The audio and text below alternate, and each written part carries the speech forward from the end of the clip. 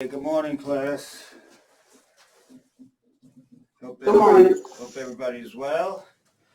Okay, first thing of the day we'll do this morning is I'll go over the quiz. Your grades are in. If you didn't check them, I finally was able to get into the system, and finally got them in. There was a difficulty with all my exams getting into the system to put the students' grades in. So your grades went in yesterday. There was 3 questions. Everybody got 15 points on the exam because there was questions on material I have yet to cover, so I just gave you the points. So that, of course, everybody's grade went up. And so if you haven't seen your grade, it is now available. You can check it on the break. Everybody passed, and usually if I don't cover the material, unless there's a textbook, and it involves a chapter, very often, if I don't get to cover the material on the board, you would still be responsible for it. But since I'm just using the board and it's my notes, if I don't cover it and it's on the test, I just wind up giving you the points. So we'll go over the test. I'm not going to give you the numbers, the question number, or the letter. I'll give you the answer, read the question, give you the answer. Test is in the test bank, so I shouldn't really be going over it on tape on a live lecture, and this is also being taped. So I still want to go over the answers with you, and then we'll begin the bacteria today. Okay, so the first question was: the nurse, while providing a patient report, notes a white blood count of 17,000. This is known as leukocytosis. Next question: a disease present at baseline levels within a given region is considered endemic. The third, a nurse administering a gamma globule injection to a patient explains this will provide short-term immunity. Now, I don't have a list of the questions I gave you credit for, so there's definitely a few though. Well, 15 points. What type of antibody can readily cross the placenta? IgG. Next question: cross-placental transfer of an infection from mother to child is known as vertical transmission. A patient diagnosed with a Helminth or worm infection would very likely show an increase in the type of white blood cell known as an eosinophil. Which of the following microorganisms is the most common cause of uncomplicated urinary tract infection? By far is Escherichia coli, E. coli. Disinfectants is a true/false. Disinfectants may be safely applied to living tissue. That is false. Which of the following would be classified as a critical device? That would be a device that needs to be sterilized, and it's going into what should normally be a sterile area. Blood pressure cuff, no. Stethoscope, no. Ultrasound probe, it didn't describe what type of probe, where it's going, so no. The best answer there, of course, is Foley catheter.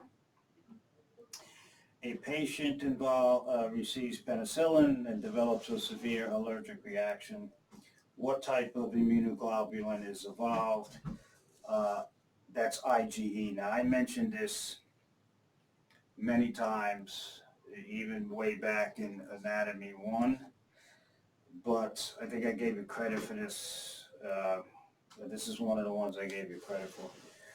Which of the following is a passive immunity? That is placental transfer. So I'll be covering that again, so that might be another one that I gave you credit. Once again, I don't have the list in front of me. Which of the following is considered a non-critical device? An intravenous catheter, no. That's going into the vascular system. Surgical equipment, no. It's going into sterile areas. And surgical implants, no. So the only possible answer is blood pressure cuff. A type of chronic persistent infection with a specific pattern and morphology is called a granuloma. We didn't do that. I definitely know I gave you credit for that because I didn't cover that yet. That's 13. Okay. What type of leukocyte is very likely to increase during a bacterial infection? And that would be the neutrophil. A patient's CBC report reveals leukopenia. The nurse should consider now leukopenia is when you have a decrease in white blood cells. And so the best answer there was, and I put it on the board, the patient has an increased risk for infection. Which of the following is a marker of non-systemic inflammation? And that would be the erythrocyte sedimentation rate. So a lot of these terms you will see and hear about when you check doing labs and on the floors in the clinics, wherever you'll be working. Commensalism is a symbiotic process in which one organism benefits, the second organism is neither harmed or benefits. The nurse notes CBC report, which reveals an increase in bands. This means an increase in immature neutrophils. I know that's another one I gave you credit for. What cell type plays a role in the acute inflammatory process? That is the mast cell. And the last question was, one beneficial effect of the GI tract microflora is vitamin K production. So this is the quiz. Your grades are in. I will announce this week when your midterm will be taking place. And if you have any issues with the quiz, just email me. Right now my email is, especially with the iPad, is something wrong with my email. I can't get my emails. I can't send emails. So this has been a terrible week for technology. But we're going to get through this today, and then we'll do a case before you leave today. So we're going to start with the, so once again, before I start, you can check your grades if you haven't done so. They're in the, I think they're in PCM now, which I guess most of you are familiar with. I don't know if any of you are familiar with the Canvas system, which they've also implemented. So now they put in two systems, and apparently, which I just found out, the systems overlap, and it could be a nightmare. So I don't know if this group is using the Canvas yet, but I know you're in the PCM because of attendance. That's how I use it. So any issues, email me, because that'll be up, I hope, by today also, back and running. I'm waiting for the IT to contact me. So we're going to start bacteria. And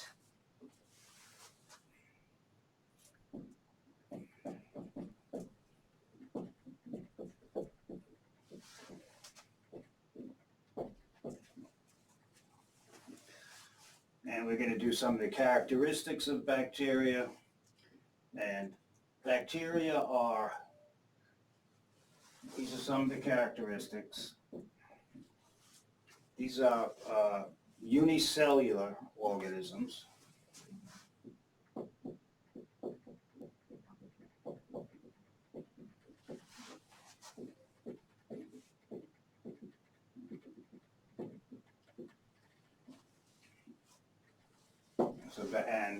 These are living organisms, so that's kind of redundant. To be considered an organism, you have to be life, you have to have the characteristics of life. So they're unicellular, one cell. They have a cell membrane,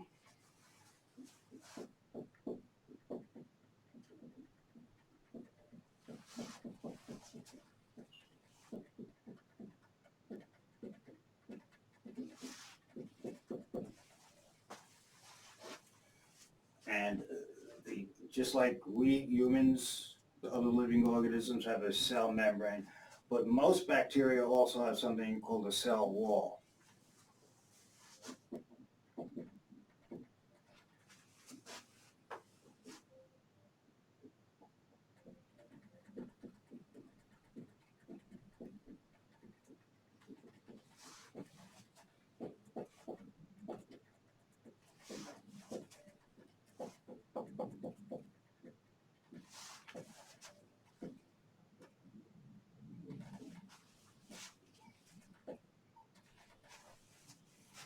Okay, so this cell wall, the exception, I'll put the exception in parentheses.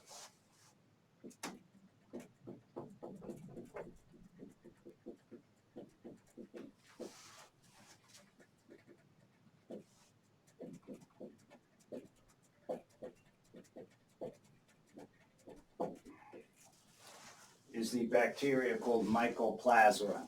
That's the genus. There's different species. So Mycoplasma does not have a cell wall. Okay, this cell wall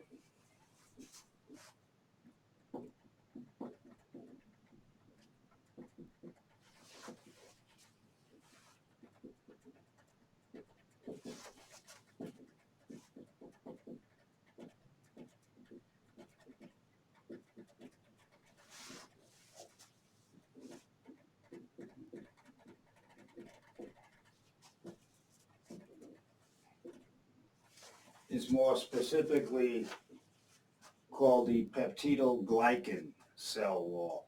So all bacteria, or mostly all bacteria, have this cell wall. No other organism has it. Okay, fungi have a cell wall, but it's made up of a different substance, chitin substance. So this is made up of peptides and sugars. And so when you hear peptidoglycan cell wall, you know it's some type of bacteria. The one notable bacteria which lacks this cell wall is Mycoplasma. And this is going to be important because the bacteria are colorless. So the staining of the cell wall, and I'll put number 3, various staining techniques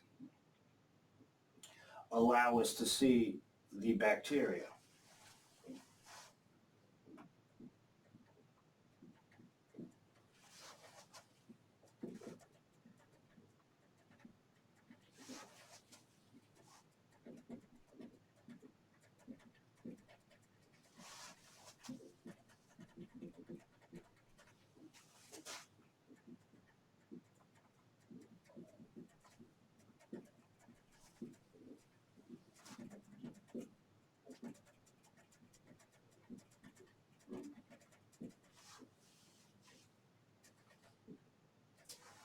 So this is going to enable us with many types of bacteria to classify the bacteria, which I'm going to do.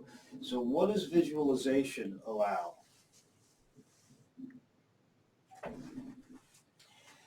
It allows us to see the bacteria.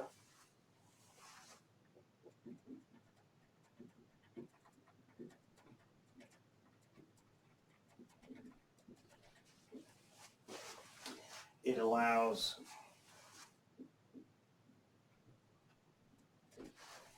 us to see the shape, the size and shape of the bacteria.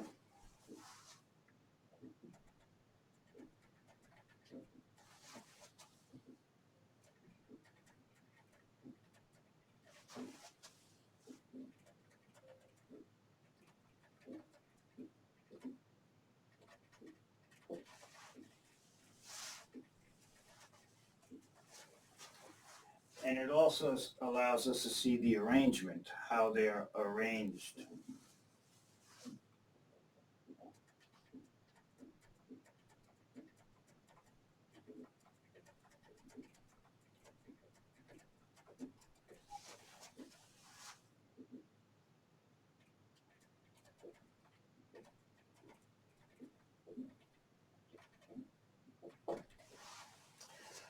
example of a staining technique I'll put here before I erase this. And then we'll do it here. But before I give you an example of the staining technique, which is going to be the Graham stain, named after Dr. Graham.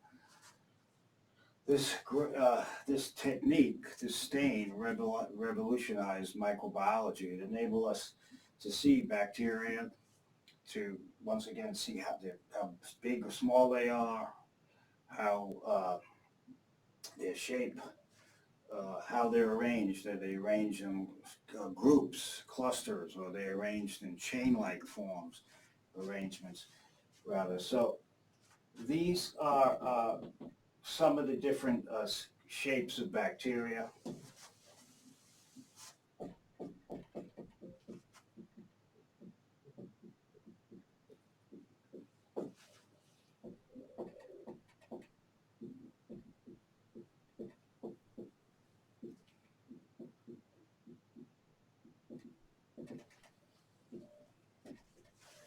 So I'm just going to give you a few key ones, because there's combinations and stuff.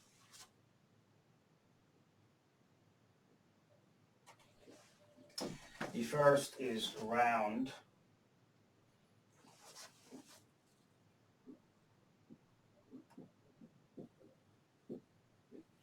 So bacteria are round, approximately round shape, and in which this, if they're called round, if you see bacteria, and they look like that under the microscope when they have different stain, using different stains, then it would be called a coccus.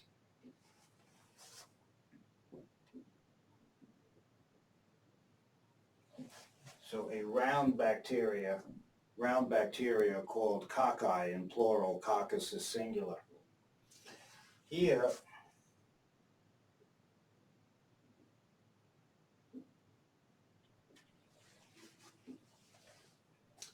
is a rod-shaped,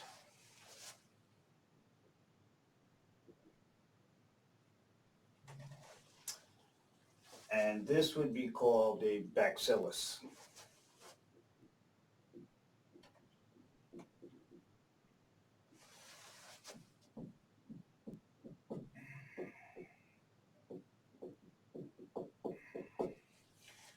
So you have cocci, that's plural, that means many bacteria. Bacilli means many, it's plural of bacillus. Then if it looks like this,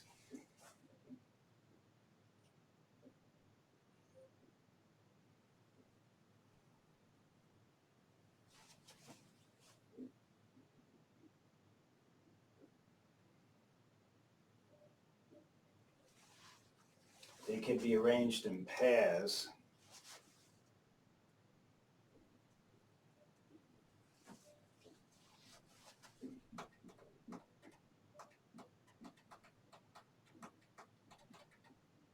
This would be called diplococci.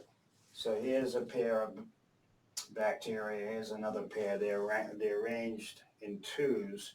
So diplo, a two. So these would be called diplococci. The last one, if they're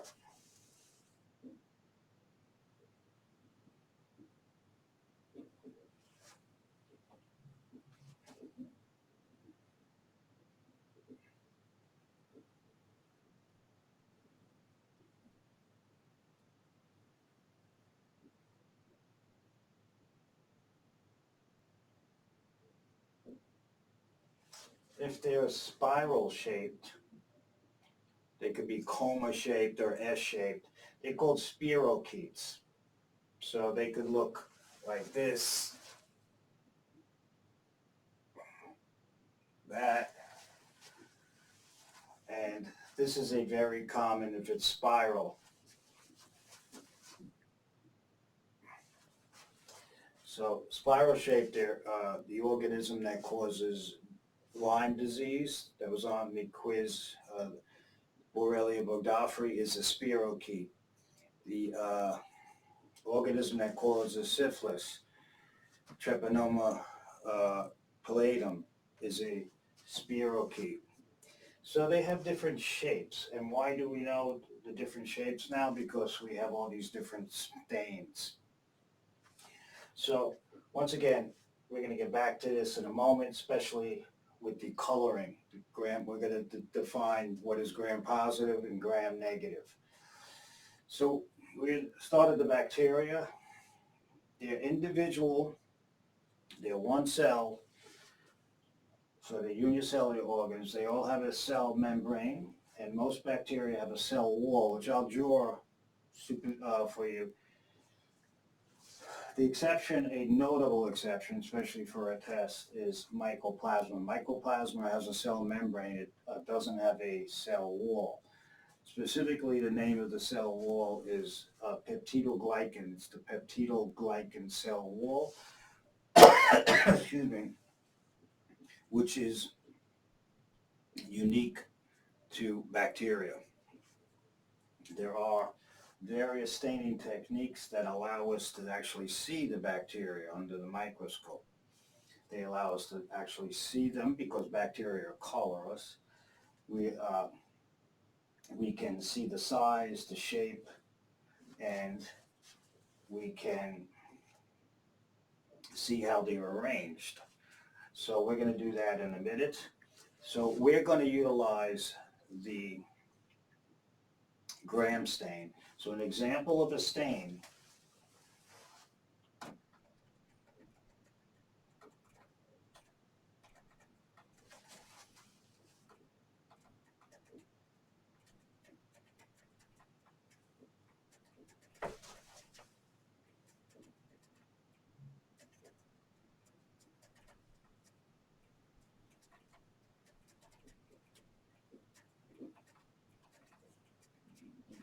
is a type of stain called the Gram stain, named after Dr. Graham.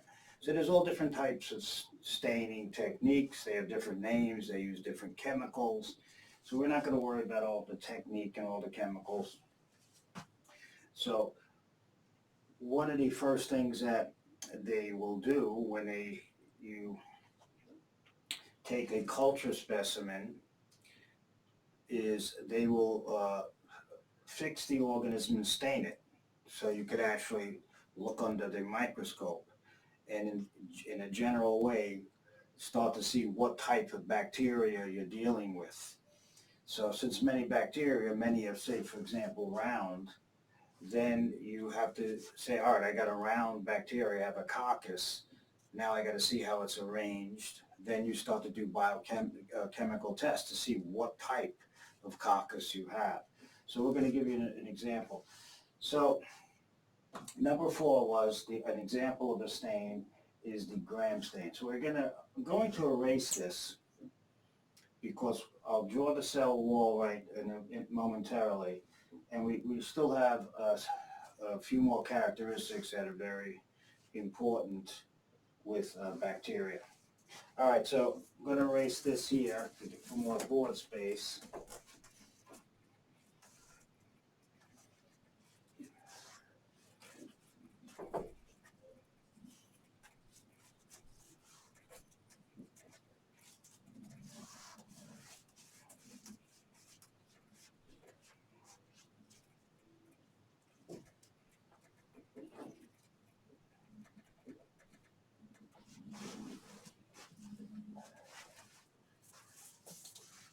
And we're gonna erase this here.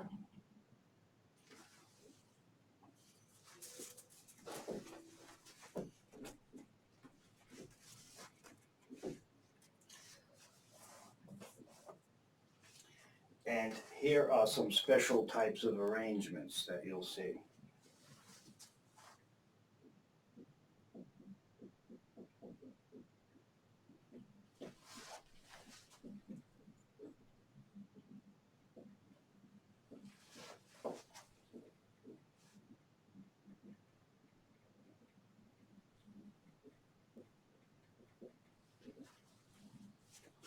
So I'll put Diplococcus again, but so the first, let's look at, we're going to deal predominantly with, right now, the coccus, because this is very common.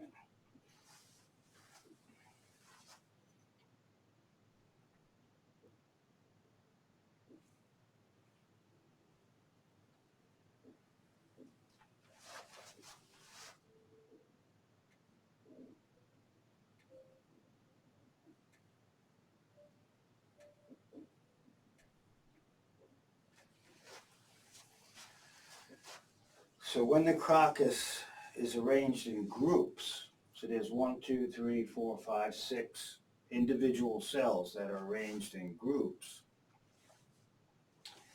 Here's the singular, the round and round, right? When they're arranged in groups, that has a special name, it's called staph.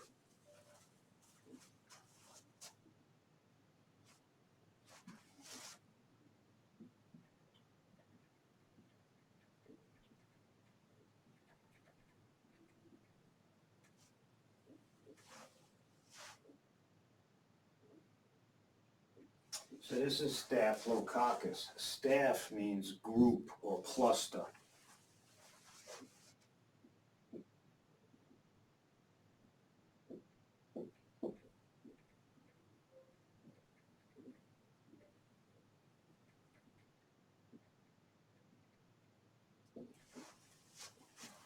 So this is Staphylococcus. So example, this would be, this could either be Staphylococcus, we'll just give you one right now. Examples.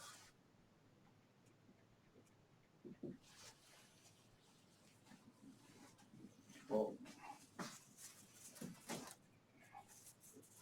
yeah.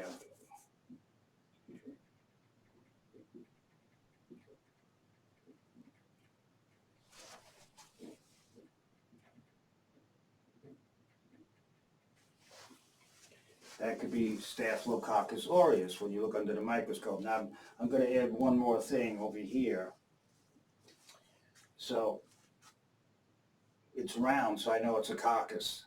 But now I got to see, is it a gram-positive, gram-negative coccus, and that's where the gram stain comes in.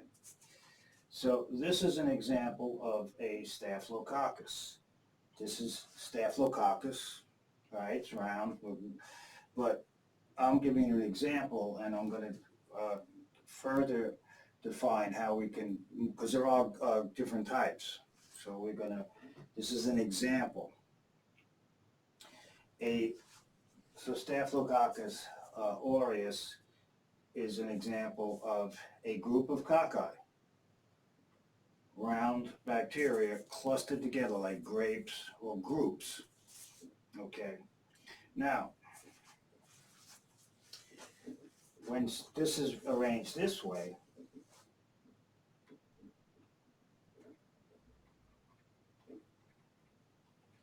there's our coccus.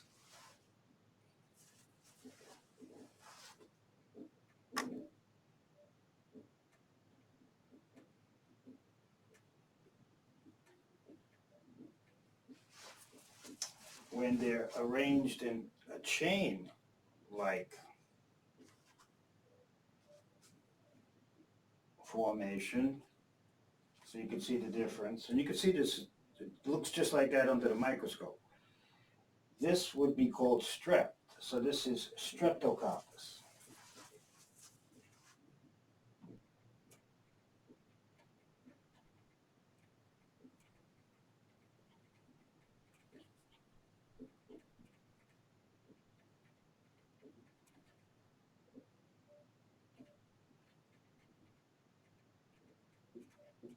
So for example, strep means chain or linear-like. Staph means a group or cluster of Staphylococcus. So this would be Streptococcus. An example of Streptococcus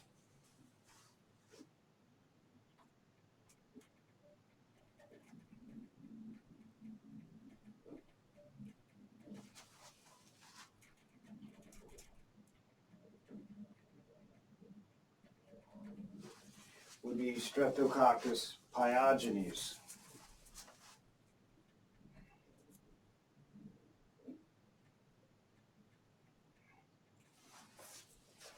So this is the organism that causes strep throat, and if it's not treated, it can result in rheumatic fever and all sorts of problems. So this would be, once again,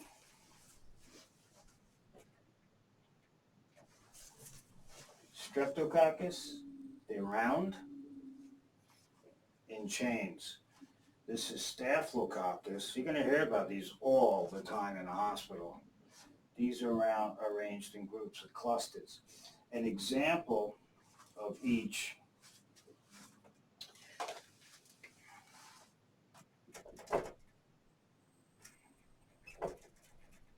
is Staphylococcus aureus. That's a very common cause of example of many types of skin infections. It could also cause bacterial endocarditis, infection of your heart valves.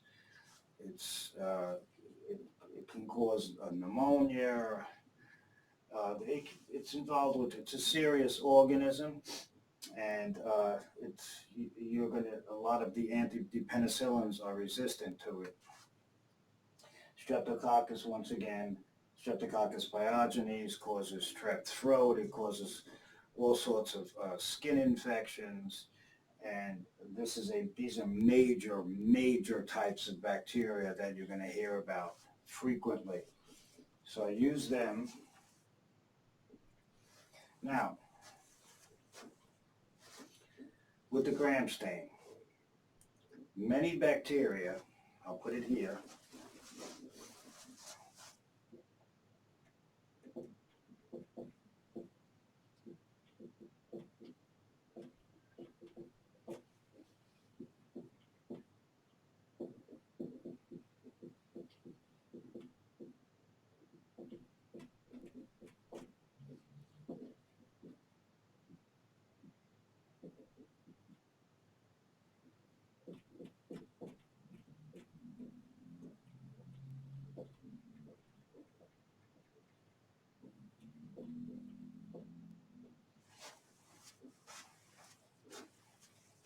many bacteria can be classified as gram positive or gram negative. Not all bacteria, but many. Okay. Some bacteria stain better or visualize better with different types of chemical stains. So the gram stain, that's the one I gave you an example of. So you're going to have gram positive, gram negative all the time, because antibiotics can be active against only gram positive. Some antibiotics work better only against gram negative. And the broad spectrum antibiotics can be active against both gram positive and gram negative. So this is an important distinction. When they're talking, the doctor's going to say we have a gram positive or a gram negative. It's easy to see if you have a gram positive, gram negative. If you have a gram positive,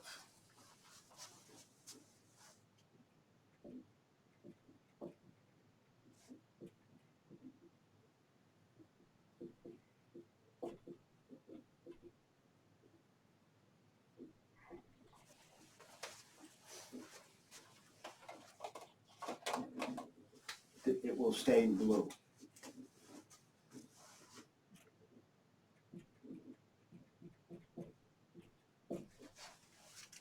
So if you have a gram positive bacteria, this will be blue. So I'm going to then erase this momentarily and redraw it. If you have a gram negative organism or bacteria,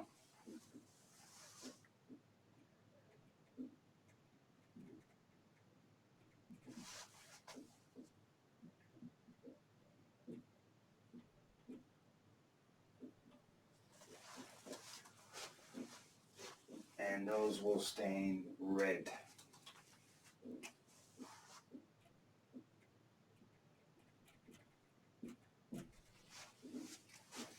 So Graham, when you look under the microscope, so I'm going to erase this because this is colorless. And it can be with the rods too, so, but I'm gonna show, so.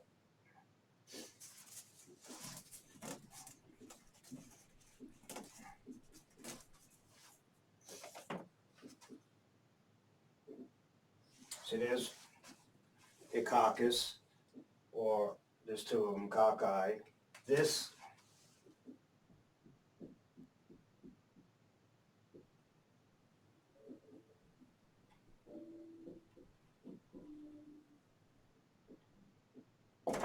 would be a gram-positive coccus.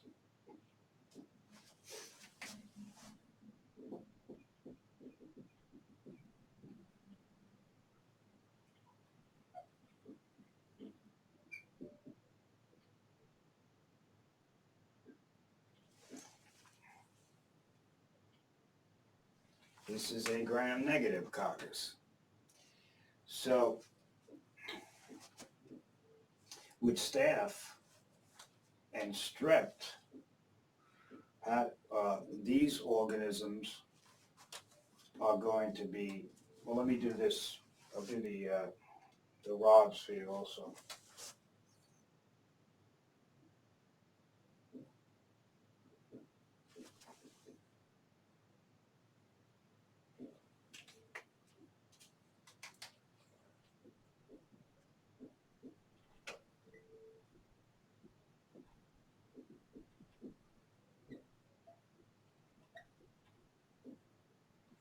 So that's a gram-positive bacillus or rod. Sometimes doctors and nurses will refer to, I see rods in the urine, or I see rods in the cerebral spinal fluid, wherever. Rods, they detected rods from a blood culture. Rods just means the bacilli. They're detecting bacilli. So very often these are also recalled.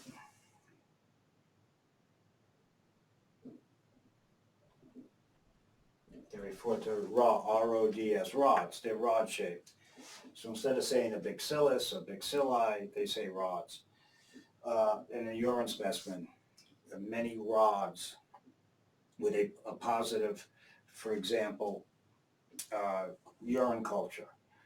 Escherichia coli is a gram-negative rod or bacillus.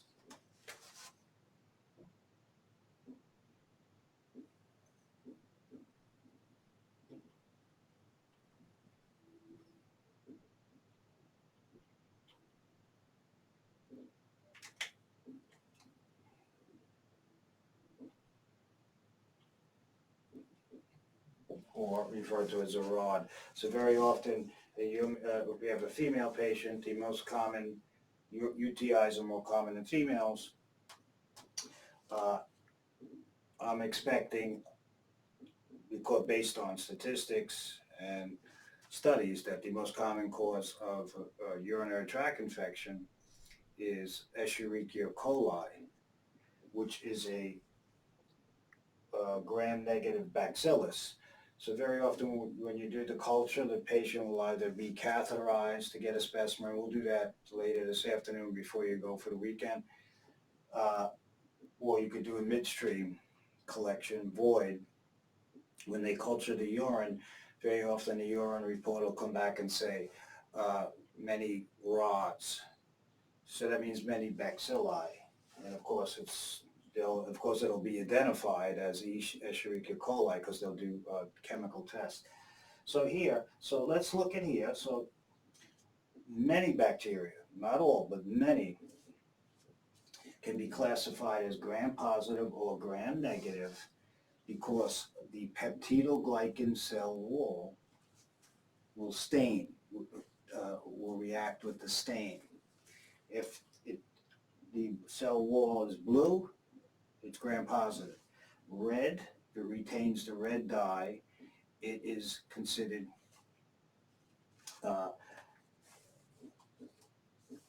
negative. So this is because of staining with the cell wall.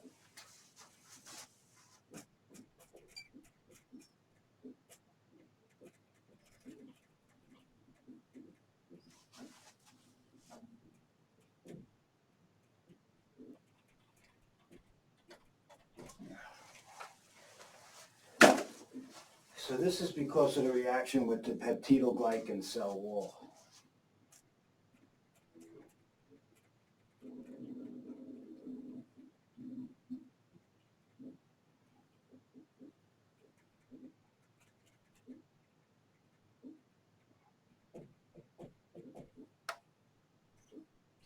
So the peptidoglycan cell wall, which is unique to bacteria,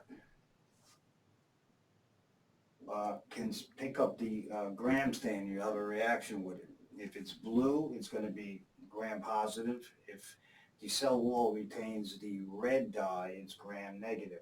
Some bacteria have a peptidoglycan cell wall, but will not take up the dye as readily, so there's better stains for those types. We're not worried about those now. So for a test, also, which bacteria lacks the peptidoglycan cell wall? I'm going to erase this for a minute.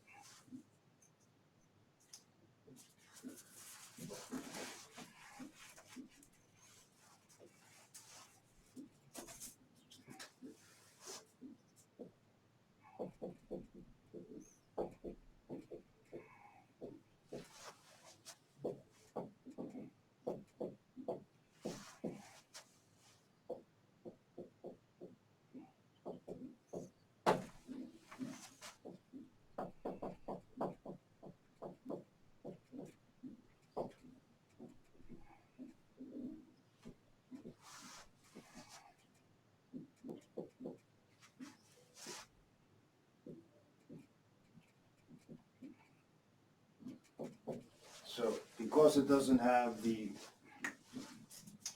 peptidoglycan cell wall, it will not turn blue or red. There's nothing to react with. There's no cell wall. So it's not classified as a gram positive or gram negative organism. Okay, so now let's get back to this so you start to understand this. So I look under the microscope. You get a urine specimen. You get a specimen of pus from a wound. Patient has a wound. You get a blood culture, and it's sent downstairs. They prepare the slide. They're going to stain it, and they're going to look under the microscope.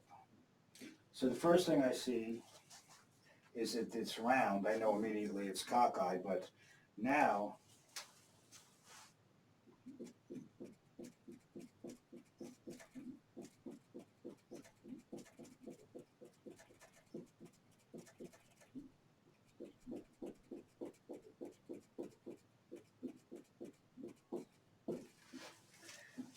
I know I have gram positive staphylococci. Why? Because first of all, it's blue, so it's gram positive. Second is because they're round and they group together like a bunch of grapes or clusters. So this is called gram positive staphylococci. So this here would be, I'll put it here.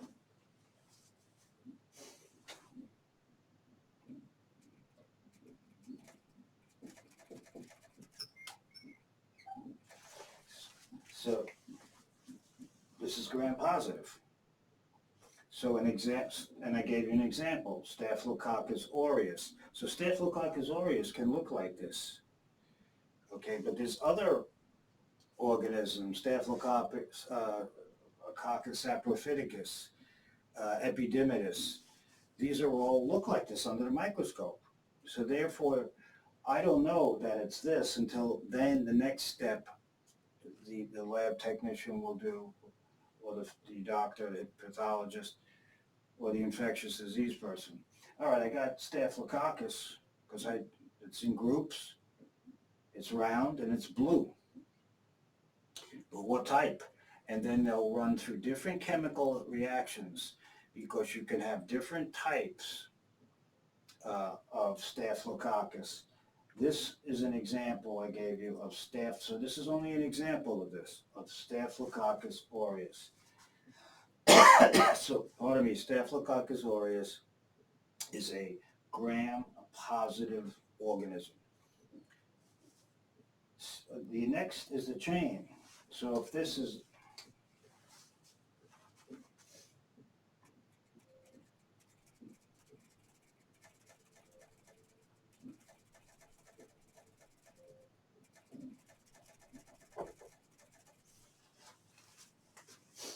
so look under the microscope, looks just like that.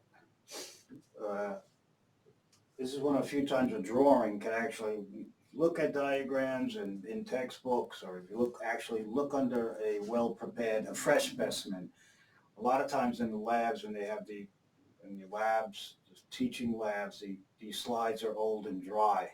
So you don't really get, very often you don't get that really crisp view that you would get with a fresh specimen recently prepared.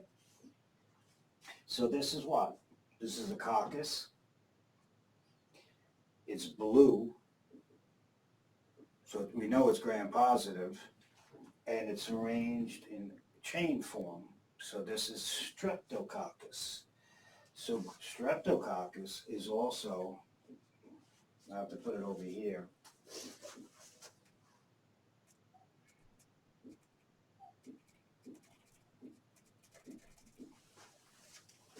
gram-positive.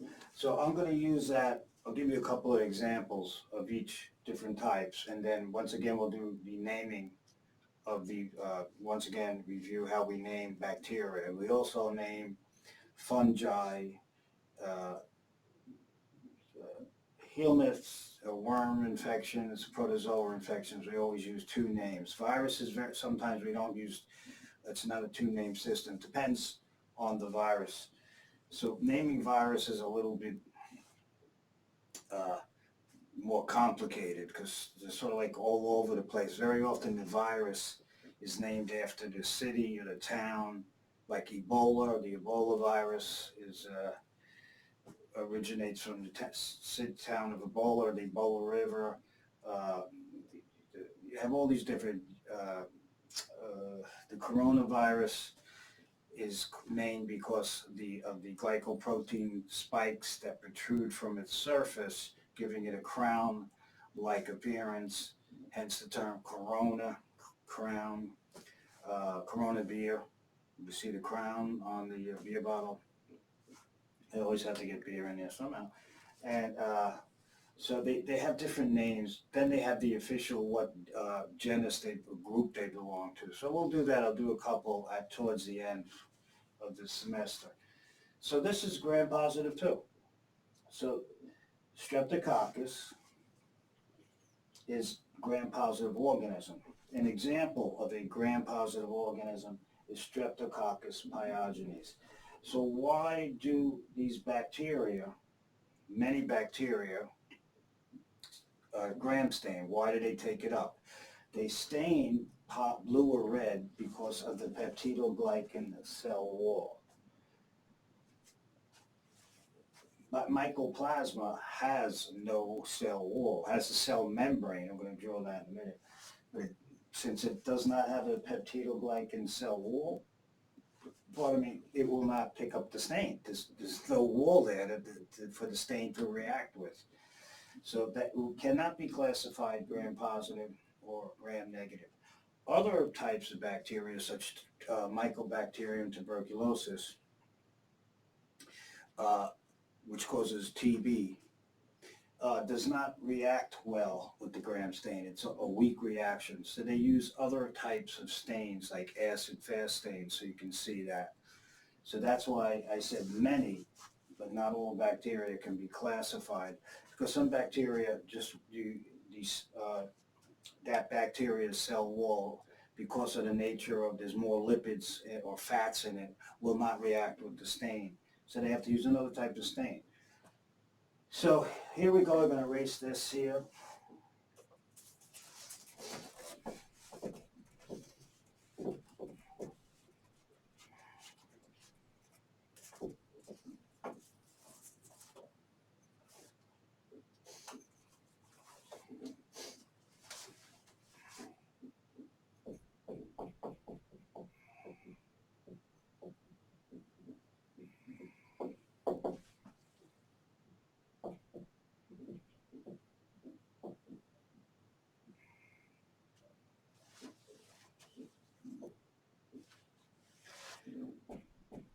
So I'll give you some examples, a couple. So once again, when you look under the microscope, all you can say is this, it's Staphylococcus.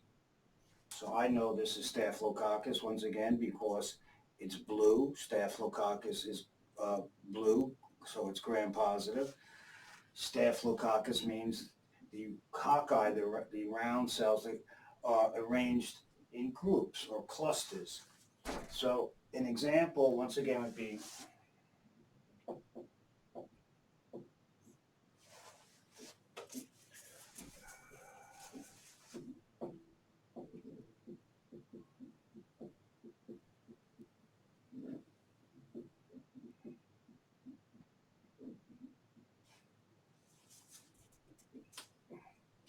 the first is Staphylococcus aureus. Now I have a bad habit. That should be a lowercase, and this is the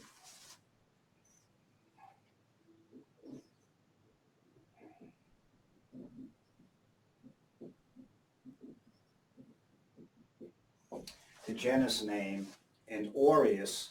Aureus means gold or yellow.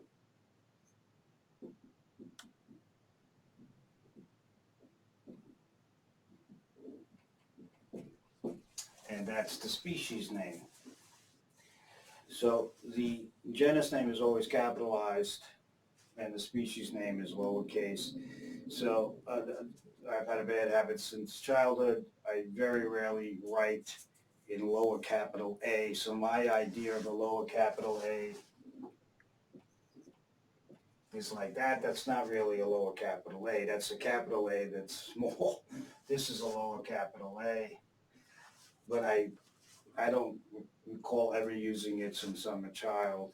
So it's a habit, and I usually, if it involves something like this, I have to qualify it. So I have sometimes my capital, I mix my capitals and my lower cases, and sometimes I misspell, and I get,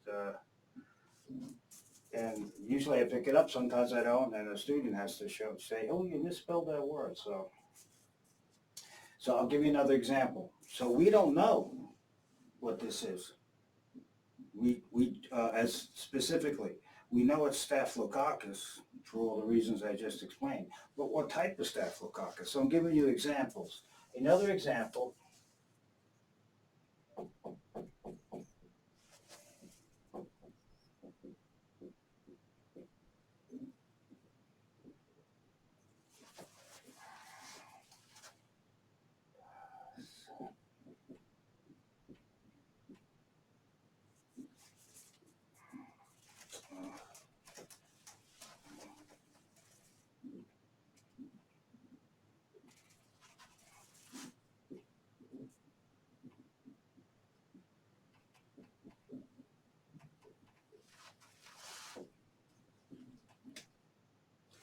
is Staphylococcus saprophyticus. Now on your test, both midterm, final, there's no fill-ins, so any question that's going to involve all these weird names, they're multiple choice. So I'm not going to ask you to start spelling these different microorganisms because some of their names, the spelling gets crazy. And if you're going to be an infectious disease specialist, you're going to be an infectious disease nurse or a nurse practitioner that's going to be specializing in this. You'll have time to learn all this, but the spelling and the pronunciation alone is intimidating in this field. I mean, there's the bacteria are bad enough, but some of the fungi, the names and the protozoa are 30 letters long, and it becomes a daunting task. So they're not going to ask you to spell it in the hospital.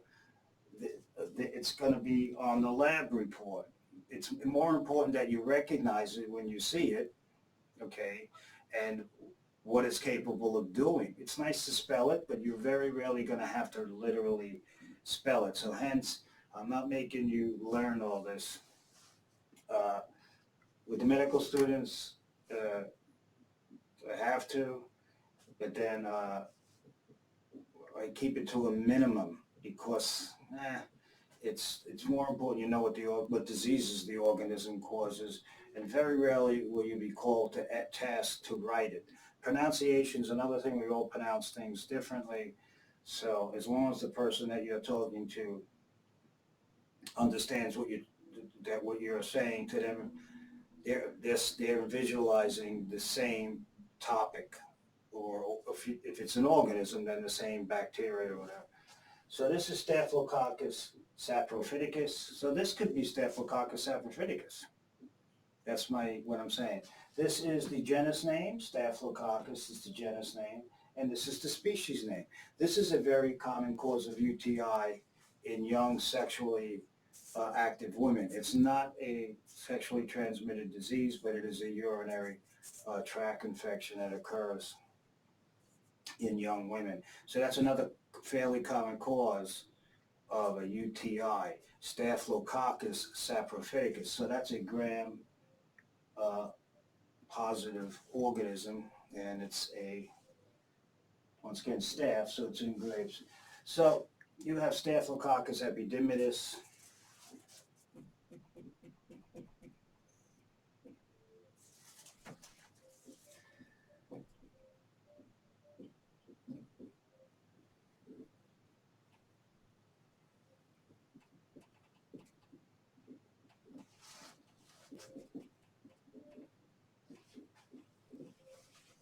Once again, this is the genus name, and this is the species name. I'm not going to keep writing genus, species.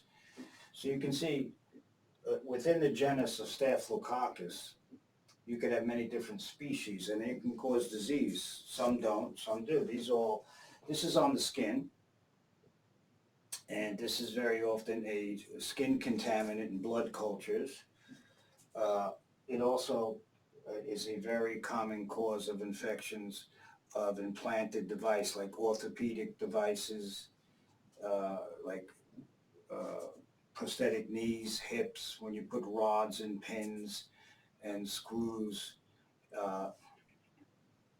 into a person. If it gets infected, there's a very good chance it might be this organism. So some time ago, I had a patient with rods, with screws, and a little plate in their foot, and their foot was starting to swell because they had a pretty badly broken foot, and months later the foot was starting to swell, was healing nicely, and took an x-ray. You can see the screws starting to migrate out from the bone.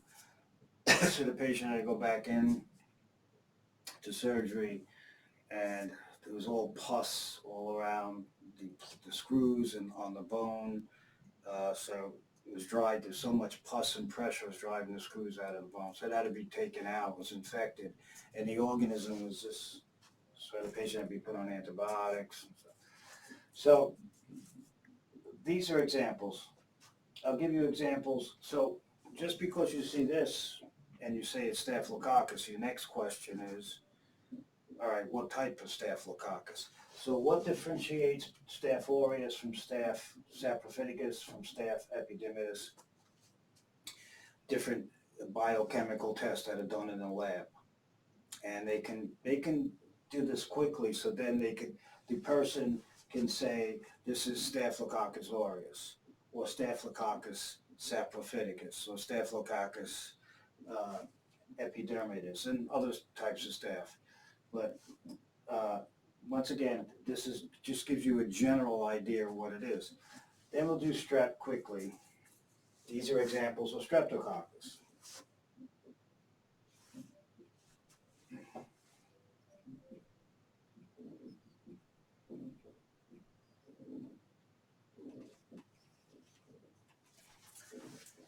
So once again, when you hear the term Staphylococcus, you don't stop there as an RN. Then you say, all right, what type of Staphylococcus? Is it aureus? Is it you have to find out what organism, because the antibiotic for this might not be as good to treat this. So you have to know what the organism is, because the different organisms behave differently. Streptococcus. Okay, examples.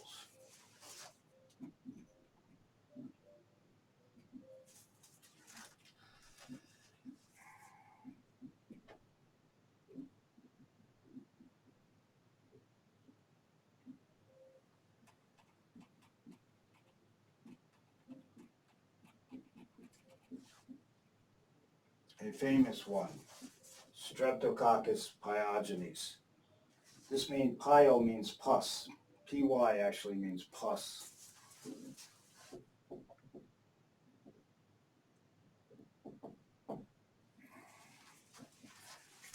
want to do this.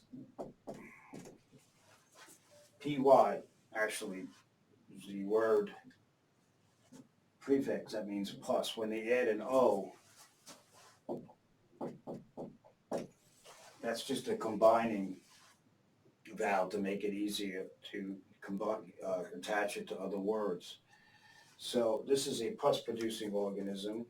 You can see on the child or the adult who develops a strep throat.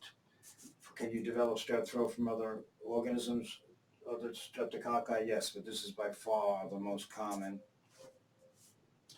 Streptococcus pyogenes, and you can actually see the pus on the tonsils and the very red, inflamed oral tissues, throat. So this causes one disease called strep throat. Just once again, this is the genus name.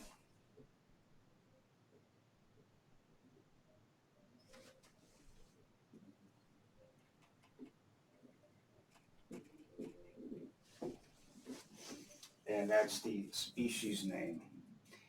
And I'll give you one more example.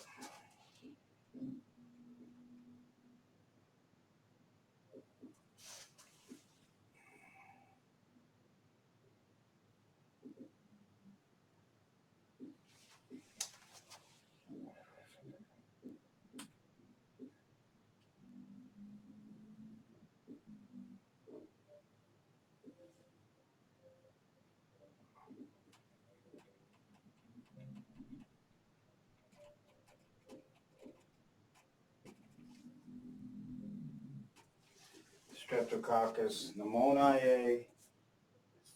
This once is a major, a common cause of pneumonia. And you'll be given, and as you reach a certain age, you'll be getting the pneumonia vaccine. So there's actually two types. The pneumovax, which is a 23 valent, meaning it's active against 23 different types of this pneumonia, and the Prevnar, which is the 13 valent. So different, when we get to that, we do this organism, I'll give you the vaccines and when they're given to children and adults and stuff like that. But just once again, just to show you, there's different types of streptococci, different types of staphylococci. Okay, so this holds true. We can also stain the bacillus, the rods, and we also have gram-negative cocci, such as Neisseria, the organism which causes meningitis and also gonorrhea. So that's a gram-negative coccus, so that was, of course, stained red. So gram-positive bacillus would be Clostridia, botulinum, that causes botulism, and another major one would be Bacillus anthracus, that causes anthrax. That's a gram-positive bacillus. So once again, I gave you, because these are major, you're going to hear about all the time. Okay, so we're going to erase this. So I gave you examples of Staphylococcus and Streptococcus. We'll get back to them.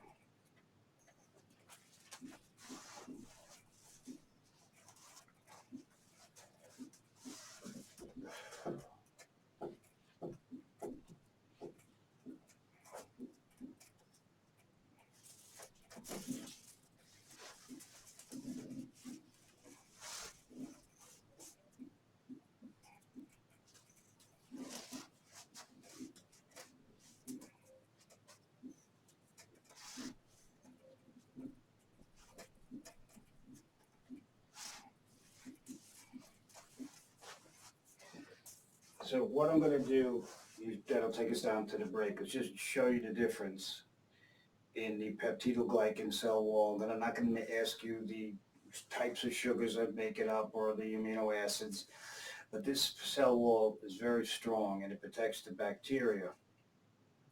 When the bacteria has a disruption of the cell wall or can't make the cell wall, the bacteria will die.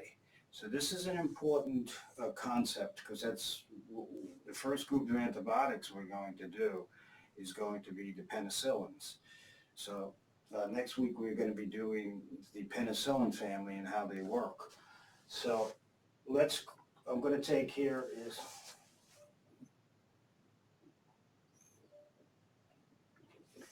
so what I'm going to do is I'll first do it this way.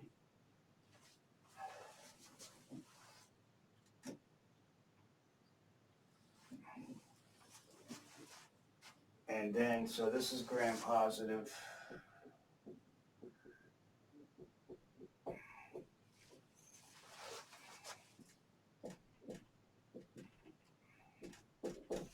Gram-negative. And this is going to be the peptide. Down here, I'm going to take a piece of this.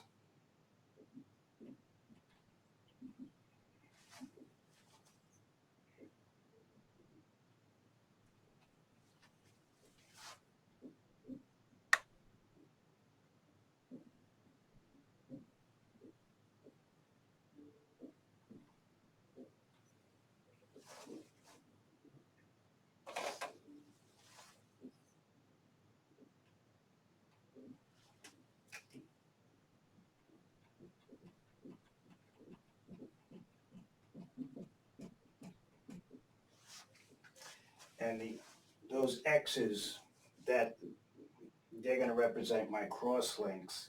That is the peptidoglycan cell wall.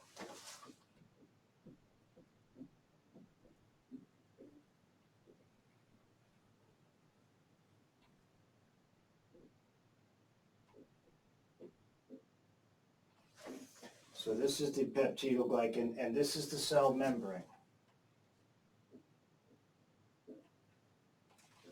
So if we look at it like this would be the cell membrane.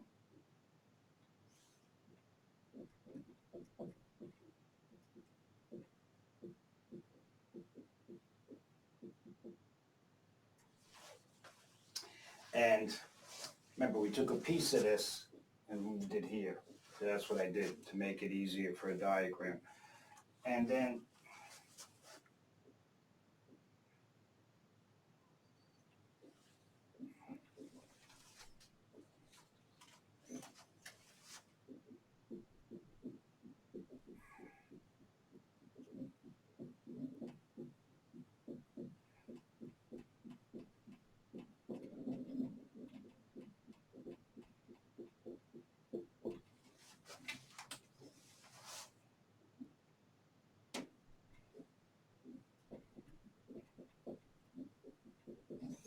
so that is the cell wall, the orange color. I made it orange color. That's not representing gram-positive, gram-negative. That's the peptidoglycan cell wall. So they could be the sugars and the amino acids.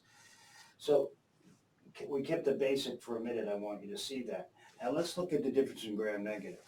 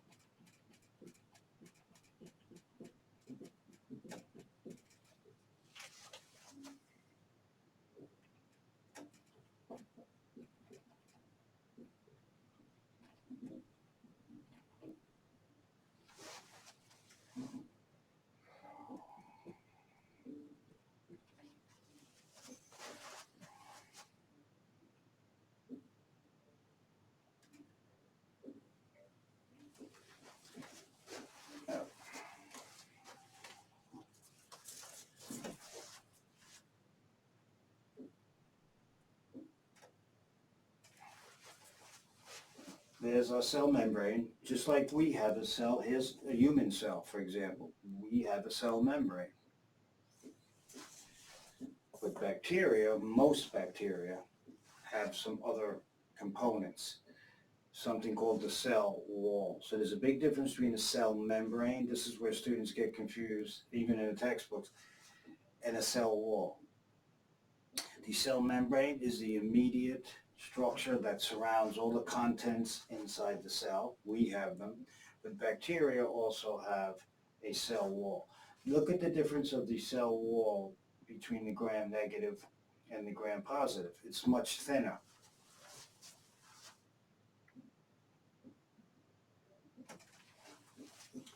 Okay, but there's another layer too, Georgia.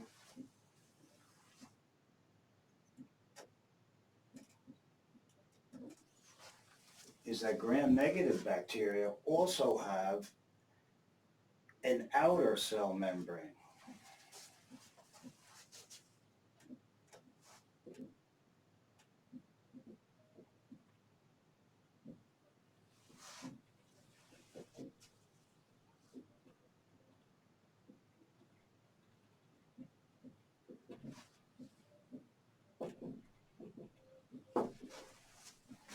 So gram-negatives have a cell membrane, a peptidoglycan cell wall, and a third, the outer cell membrane. Gram-positives do not. They just have the cell membrane. So by the time I finish that, I'll be ready probably for our break. So let's look. We took a piece here, and that's what that is. So everything here, this is what's inside the bacteria. This is what's inside the bacteria, inside the bacteria, inside the bacteria. And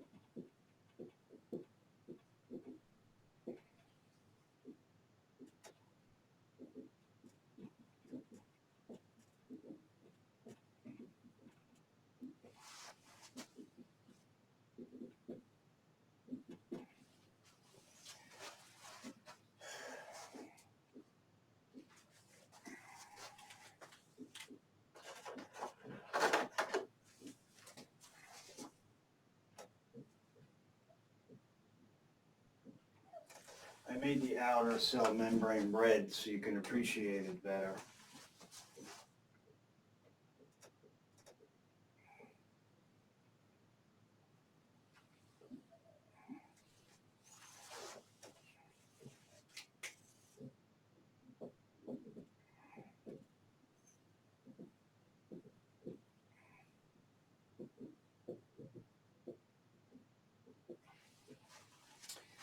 So you can see where the gram-negative has the cell membrane, the peptidoglycan cell wall. There's a space between this. I'm not going to ask you to test, you don't have to worry about it, but I just want you to know the three layers: the cell membrane, the peptidoglycan cell wall, and the outer cell membrane, which is very, very important in gram-negative bacteria. Because when we come back from our break, this outer cell membrane has toxins in it. So here's the three layers. Here's our cell membrane right here. The orange is the peptidoglycan cell wall, and the outer cell membrane, which is very similar to the cell membrane, is there.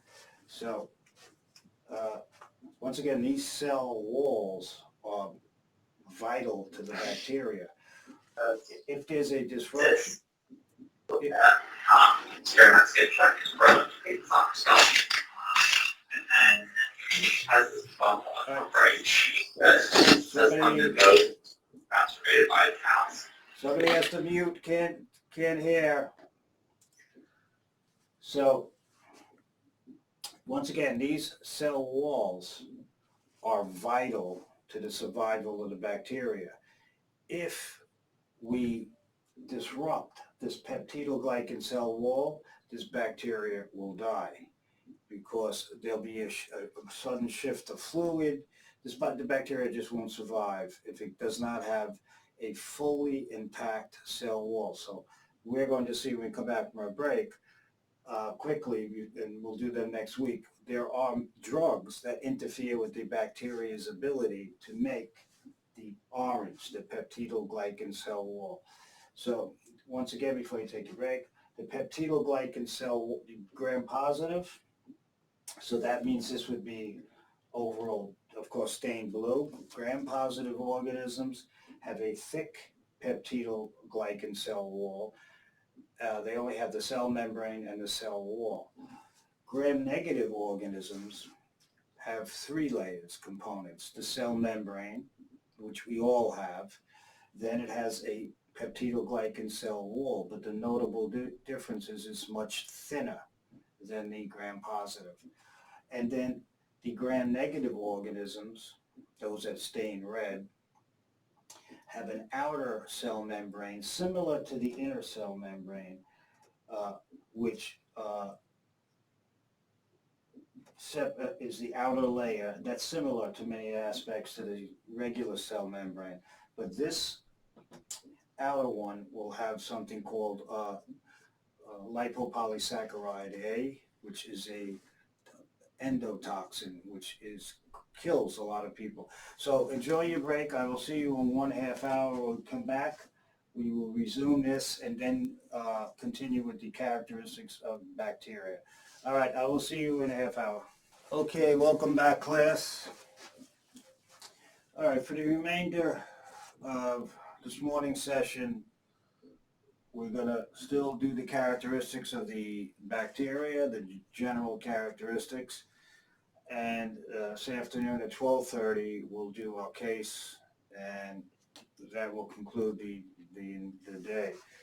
But we're talking about the peptidoglycan cell wall, and all bacteria, as I said, has that, except with the notable exception of mycobacteria. So we're going to erase this.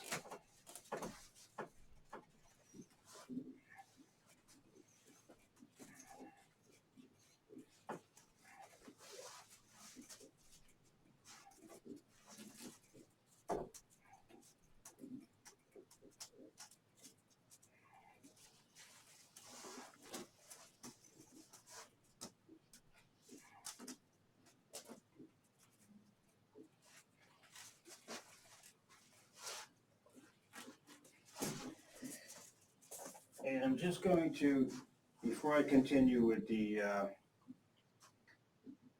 characteristics of the bacteria, I'm just going to give you a key point.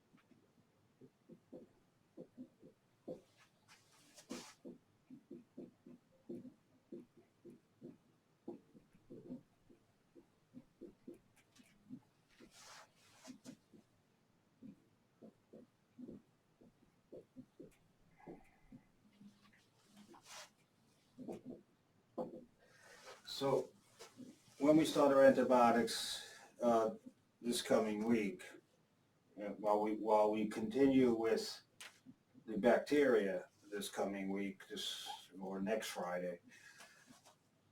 We are going to start our antibiotics, and I'm going to start off with the general mechanisms. But right now, since we're talking about the peptidoglycan cell wall, one mechanism of antibiotics is to interfere with the synthesis of the peptidoglycan cell wall.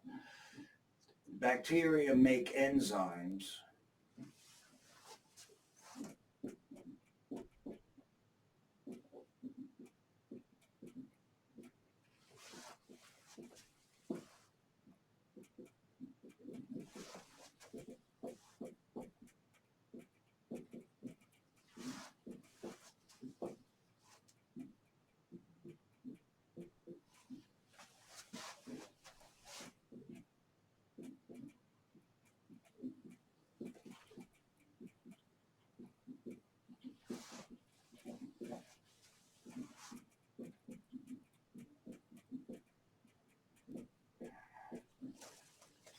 So the bacteria make various types of enzymes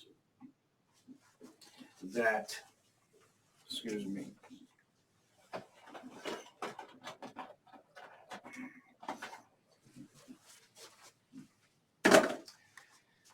are needed to make the peptidoglycan cell wall. So I'll give you an example.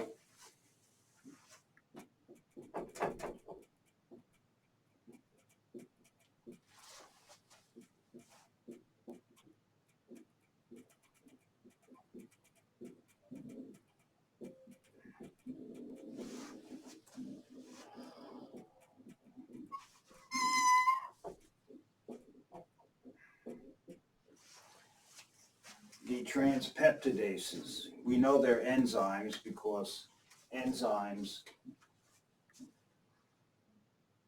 end in ASE. So ASE is, of course, S is plural. So this is the simplified name. The chemical name's like 30, 40 letters long. So if a word ends in ASE in physiology and medicine, it's some sort of enzyme. So the transpeptidases are a group of enzymes. There are others needed, but we're just going to do them. And they're needed to make the cell wall. Okay, so the antibiotics, I'll put it here.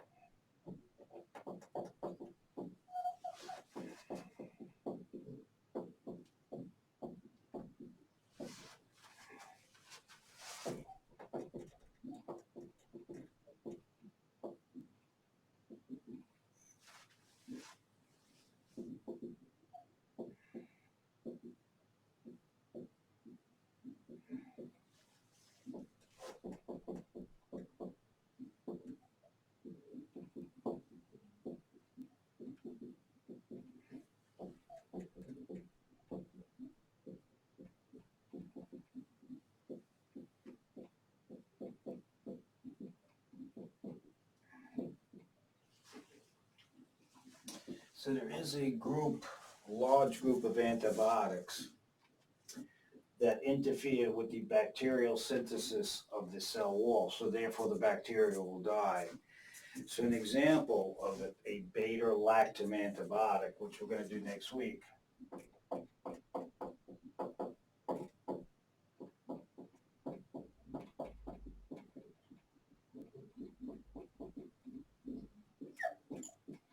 the penicillins are beta-lactam antibiotics. And I'll do the beta-lactam ring next week and everything, but the penicillins interfere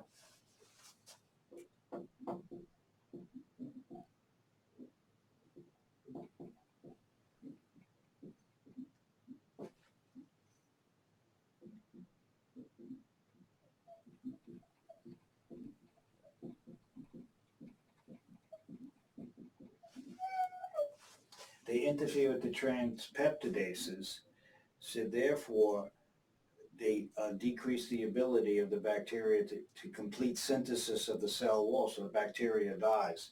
So they interfere with the transpeptidases.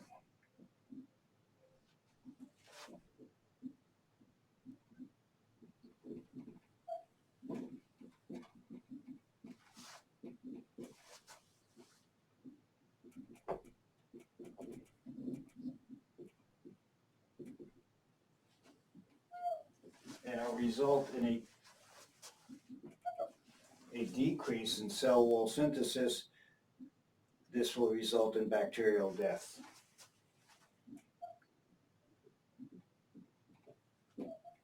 Or death of the bacteria.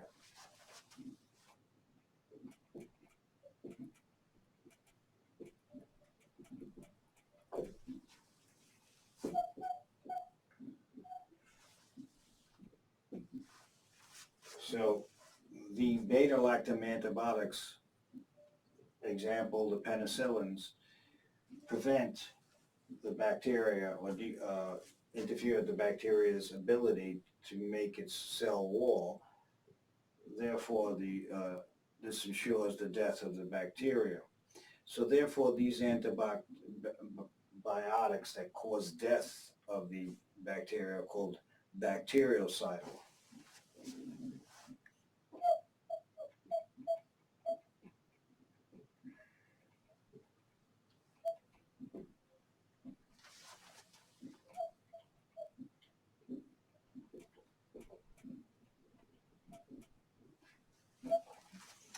So we'll see next week we do start our antibiotics.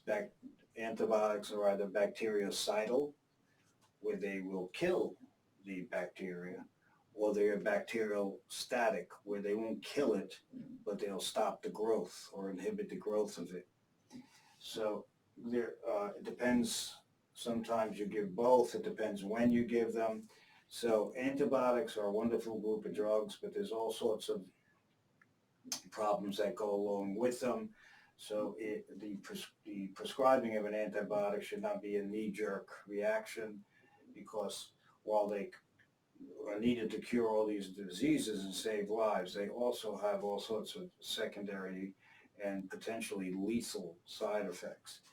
So the peptidoglycan cell wall is necessary for bacteria that have it, except mycoplasma, to ensure the bacteria remains intact.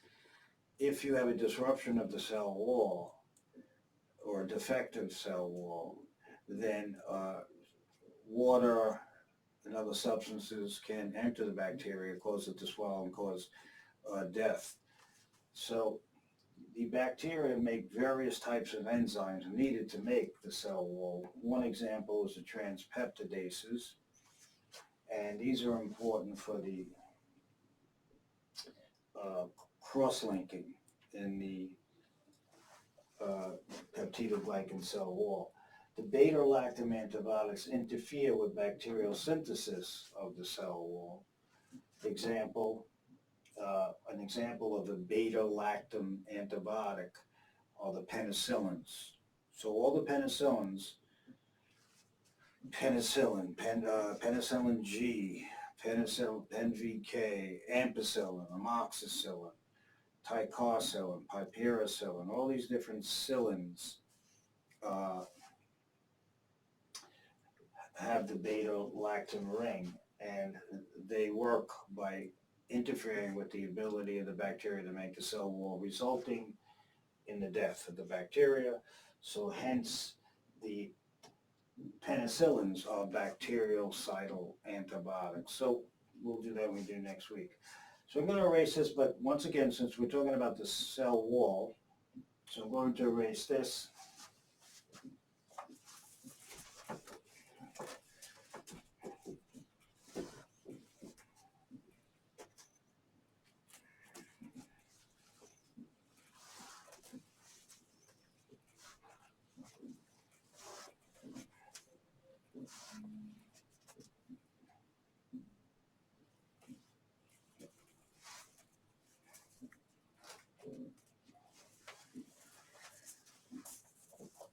So as part of our non-specific body defenses, which I've yet to do, so hence that's why you received some points on your test, because I didn't cover it yet. So I just, rather than throw them out, I just give the credit for it. I don't care. There's also, the body has natural defenses and very specific defenses. But so, for example,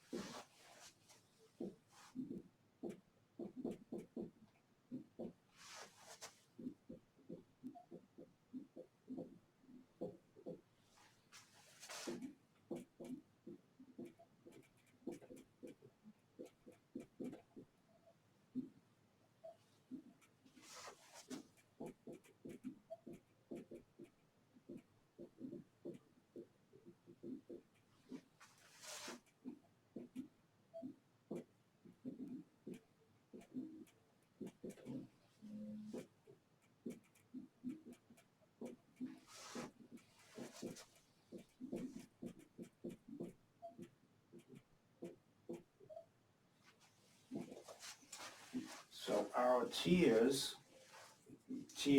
mucus, and our saliva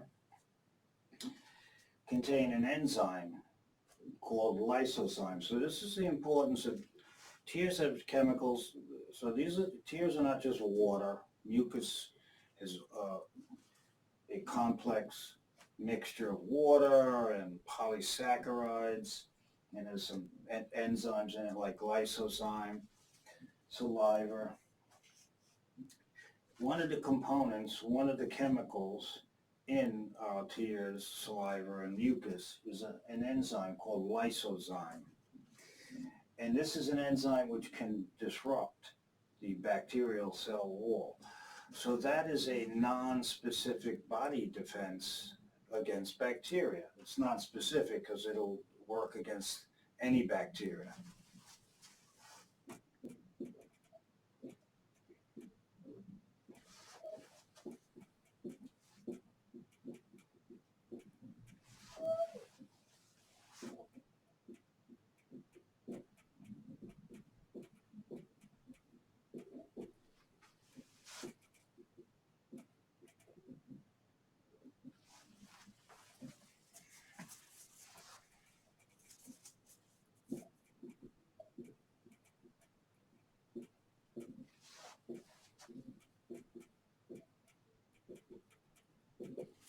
So we're going to see the body, and I'll keep it simple. I won't go into all the chemicals. Immunology is like a nightmare for professors.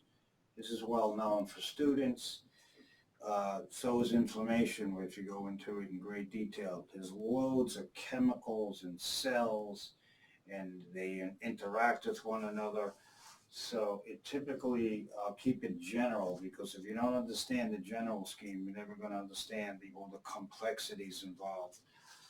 But one of our non-specific body defenses, in which skin is included in that category, impacts skin and mucous membrane, would be the lysozyme,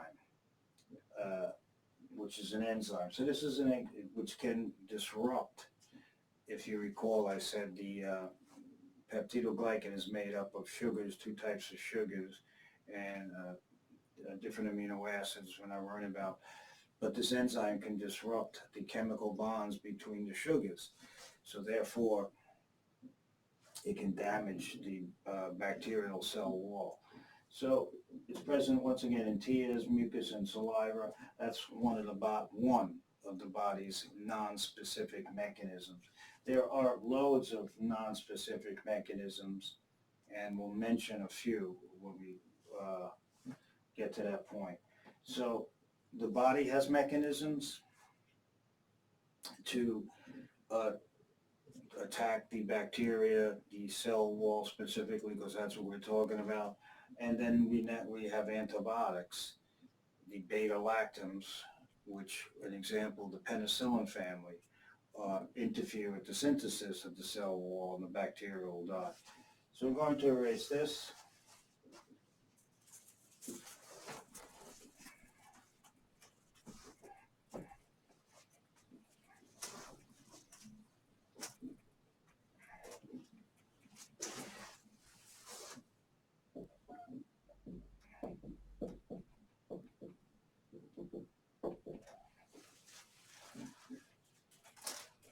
So bacteria, we're doing the characteristics. I spent some time on the staining, the shape, and the peptidoglycan cell wall because one of the mechanisms of cell death, bacterial cell death, is antibiotics decreasing the synthesis of the cell wall. Next week I'll list the other ways antibiotics can kill bacteria. Now it's important because bacteria,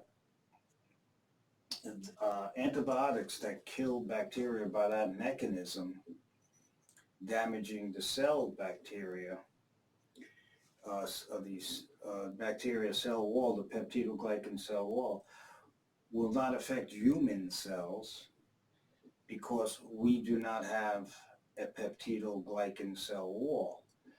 So if that's the mechanism of action of an antibiotic, then it'll have less of effect on our cell membranes, on our cells, because we do not have a peptidoglycan cell wall. If we did, then we would start to see loads of side effects because the antibiotic would be killing the bacteria and also attacking our cells and just disrupting our cells. So that is called a targeted effect. I'll do next week, and I'll give you the definition. This is why there are many more antibiotics on the market and used in medicine than there are viral drugs, antiviral medications, because many of the antibiotics, because of their mechanism of action, I just gave you an example, will not interfere with human cells, so therefore there's less side effects. But viruses need our cells. They have to get into our cells to make energy and reproduce. They use our cellular equipment to make proteins and they extract our ATP, our energy. So therefore, if you have a viral drug, it's going to attack the virus, but it's also going to interfere with our cells because the virus utilizes our cells to survive. So this is why viral medications always have more side effects on the cell than antibiotics because of the nature of the antiviral medication exerting its effect both on the bacteria and because it's in our cells using our equipment and the effect on our cells. So we stop at, let's do number 5. Another characteristic. I'll do the target effect in the context of bacteria. So next week I'll define the beta-lactam ring, I'll draw it, I'll list the groups, and our first group of antibiotics will be, before I do our first group of antibiotics, I'll list the general mechanisms, how antibiotics work. And I gave you one, but I'll list them. One was they decrease synthesis of the bacterial cell wall. So another characteristic, bacteria need iron. Nearly all bacteria require iron, just like us.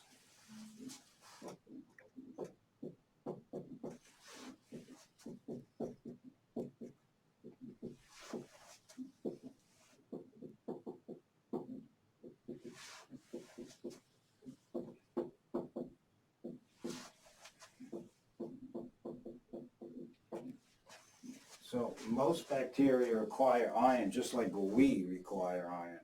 So when bacteria enter our body, okay, they invade us and say they're trying to cause an infection.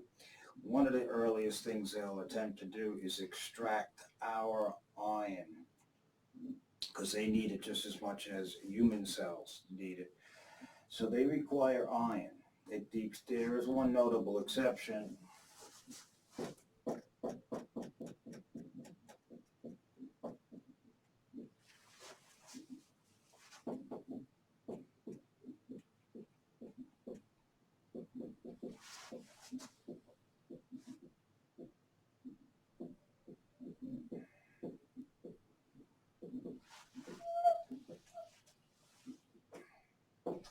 Is the bacteria Borrelia burgdorferi. This is the organism that causes Lyme disease. Remember we gave that example. The vector is the tick. So this is the genus name.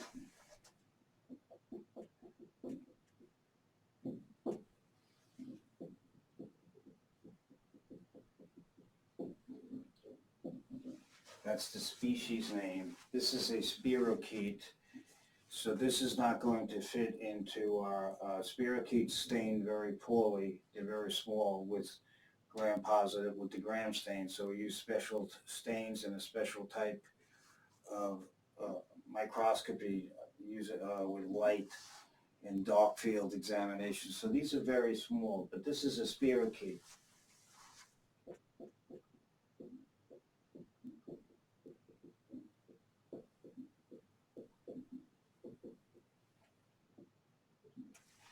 So it looks like that, but it's very, very small. And it's staining, the typical gram staining techniques are not used with this.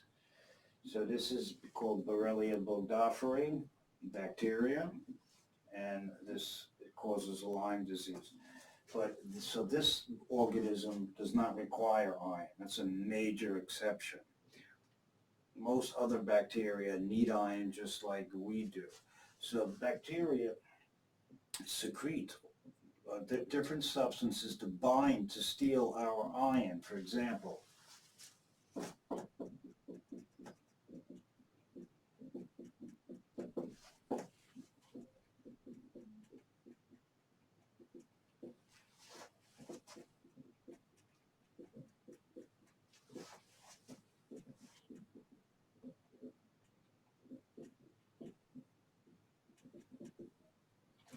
I'm going to erase a little spirochete there.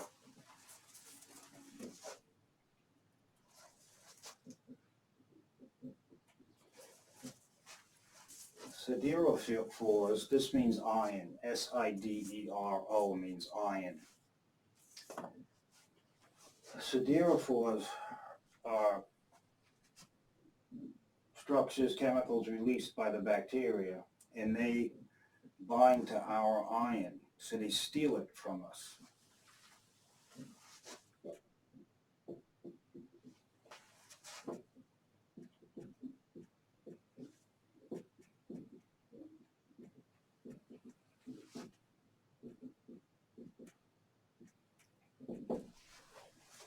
So this is one way bacteria get iron from us. So, because they need it just like we need iron for metabolic reactions. Iron is the oxygen binding element in our hemoglobin.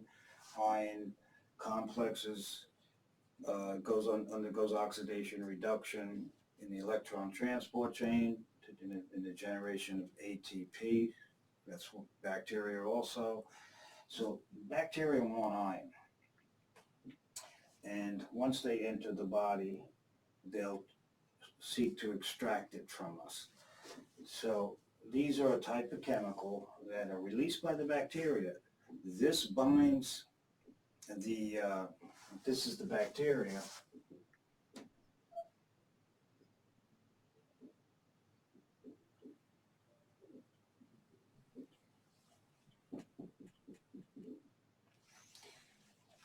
And I'm not going to what the iron else, where the iron is. I'm just doing it simple. But here's the siderophore. The bacteria will release it. There it is.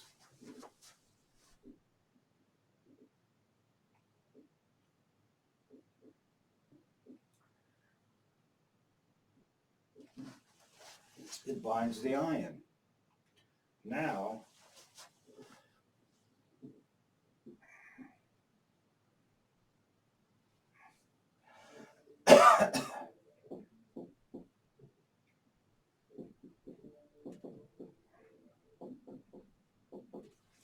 the siderophore secreted by the bacteria, this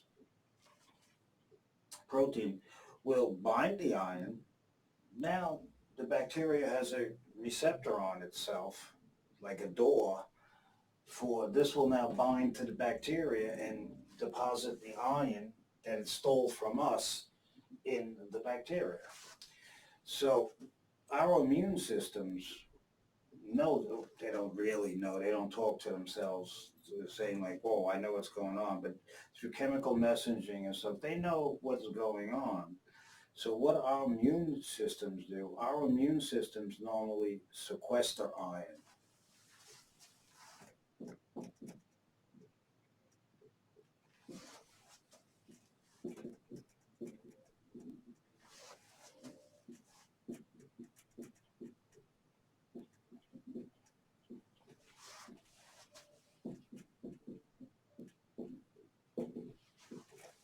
Sequesters means isolate or jail, like when somebody's sequestered, you separate, you isolate it. So our immune system says, all right, you're not getting our iron. You're not getting the body's iron. So for example, some of the iron will be kept in white blood cells, macrophages. So because of this, that prevents decreases the iron availability of the bacteria.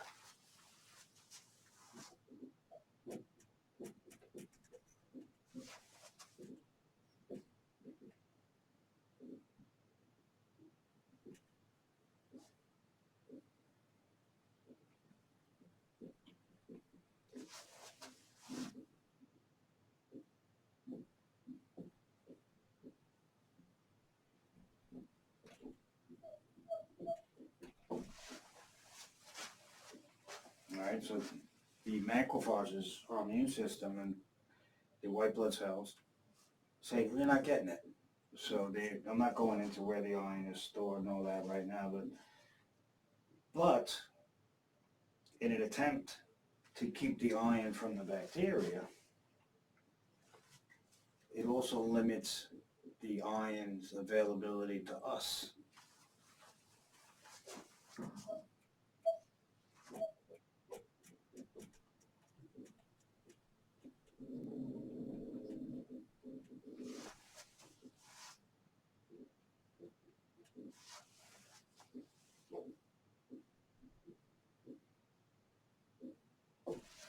So that will decrease the iron availability to the human or the host. We're the susceptible host. So I'll put host in parentheses. So what can that result in? That can result in anemia.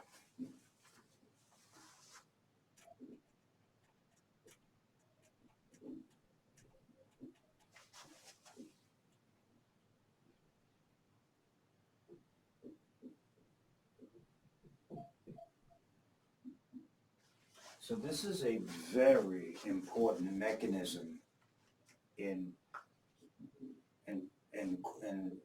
determining whether an infection is serious or not, because it plays a major role in pathology with a lot of different bacteria.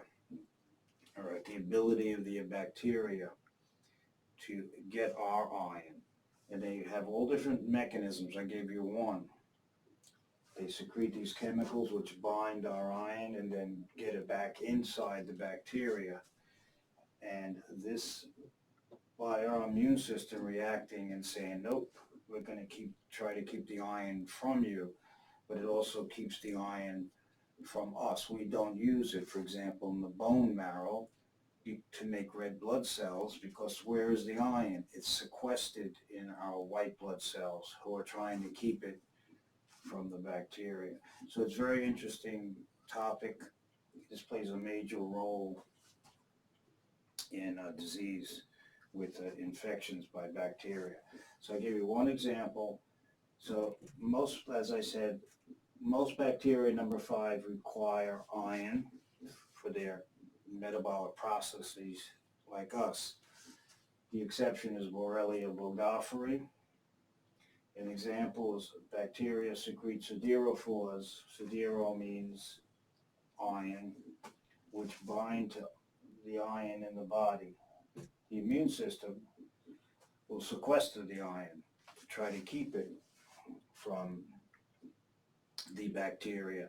So there's other mechanisms too, but if this is a white blood cell,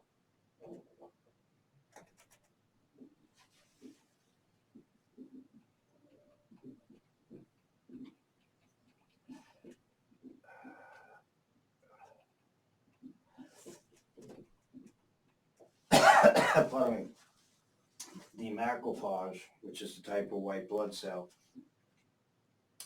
will sequester, engulf the iron, keep it isolated, so now it reduces the ability of the bacteria to access it. But in doing that, that limits access to our, for example, the bone marrow, which needs iron to make red blood cells so we can develop anemia. All right, so that's pretty cool. There's various causes of anemia. One is infection and inflammation.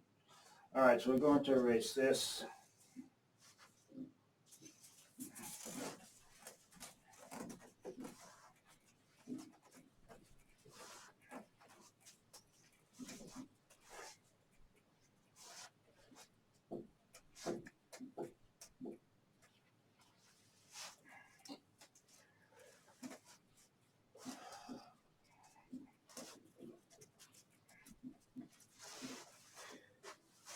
We're going to do number 6. That'll probably take us to our break until 12:30, and then we'll do our case. How do bacteria utilize oxygen? So the utilization of oxygen, do they use oxygen or not?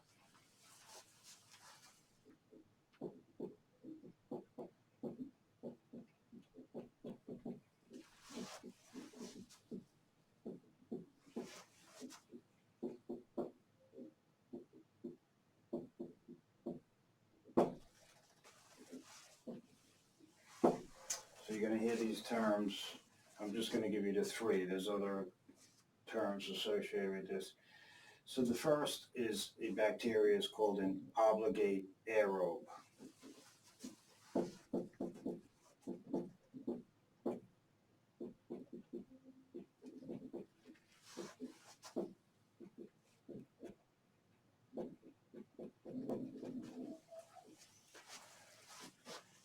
An obligate aerobe is like us. It requires oxygen to survive.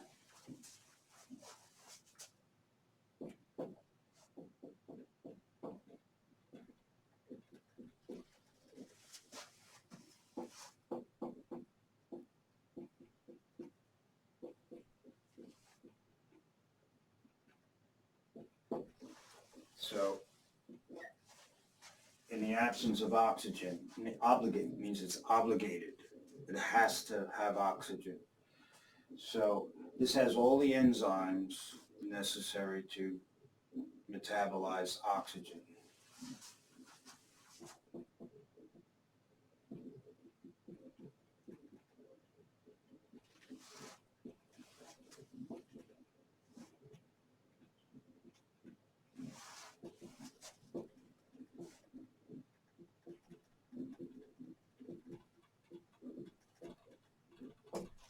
So we're not going to do that today. I will do that. That's a little bit more involved. But oxygen is not a simple, straightforward process when we breathe. We need oxygen to make ATP, but during the metabolism of oxygen, oxygen generates free radicals and something called reactive oxygen species, such as hydrogen peroxide. So the metabolism of oxygen is not a one-step process, it's a multi-step process, and oxygen can be toxic, believe it or not. So too much oxygen can be toxic to us. And this is why you shouldn't put oxygen on the patient if they don't need it, because there is a dark side to oxygen. We can't live without it. If it decreases to a critical level, you start to see signs and symptoms. But on the other flip side of the coin, too much oxygen can be detrimental.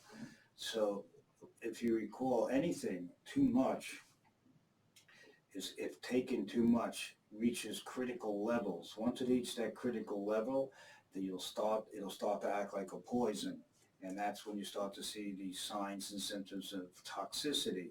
So you can, and the healthcare team can cause oxygen toxicity in the patient if we're not paying attention to how much oxygen we're giving them. So this is little talked about in general courses, but before you start putting oxygen on a patient, make sure, number one, the patient needs it. Because if the patient doesn't need it and you give oxygen and the levels start to go up, that'll cause your blood vessels to vasoconstrict and decrease blood flow to an area. So giving too much oxygen and when the patient doesn't need it can be detrimental. So in fact, just like us, we have all the enzymes needed to metabolize oxygen normally. Otherwise, we wouldn't be able to survive breathing oxygen. So aerobic bacteria, right? Aerobic means using oxygen. Then we have, so these are aerobic. Anything that's aerobic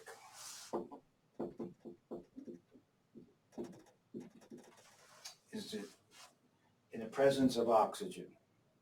Aerobic exercise such as jogging, any type of running, swimming, things like that. Then you have anaerobic.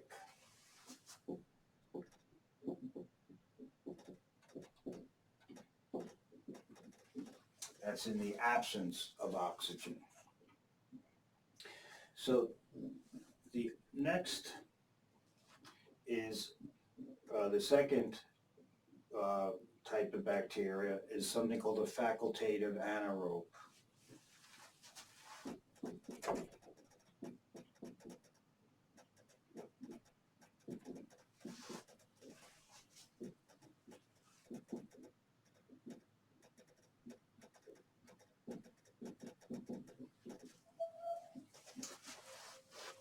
Remember, obligate means you have no choice. You're obligated to use oxygen. Facultative in biology means the ability to adjust or adapt.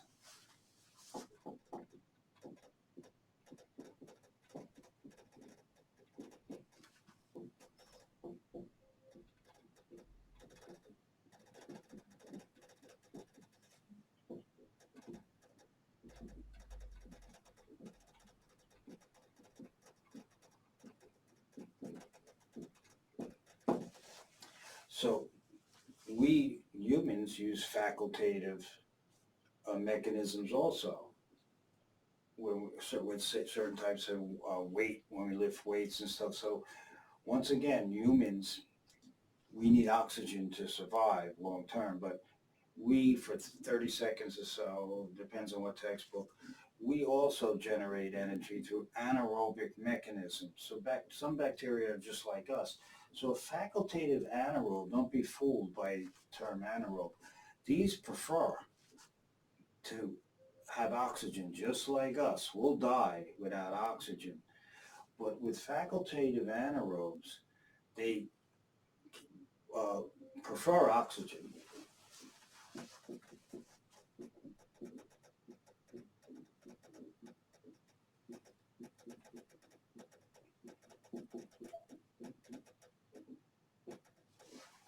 They prefer oxygen. We have no choice. We can't prefer oxygen, but we can, for short periods of time, make energy anaerobically without oxygen because we have enzymes and stuff to do that.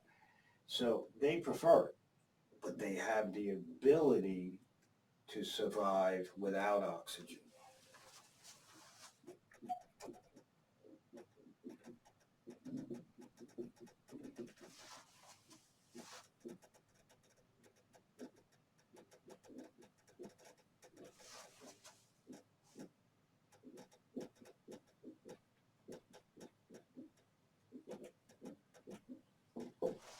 So they can live in decreased oxygen levels, where we absolutely need oxygen eventually. So when you, for example, do a wind sprint, you're running for the bus, or you're running up the stairs or down the stairs, when we do that, we're making oxygen anaerobically, because we have the enzymes and the pathways to do that. Bacteria can do that. But we have to switch to an aerobic system, otherwise we'll die. Bacteria will prefer oxygen, just like us, but in facultative anaerobes, if something happens and the oxygen levels drop, they can survive. So they can survive without it for short periods of time, but they prefer it. They'll reproduce better, they'll thrive better in oxygen, but they can absolutely survive without or at low levels of oxygen. The third one, we'll take our break.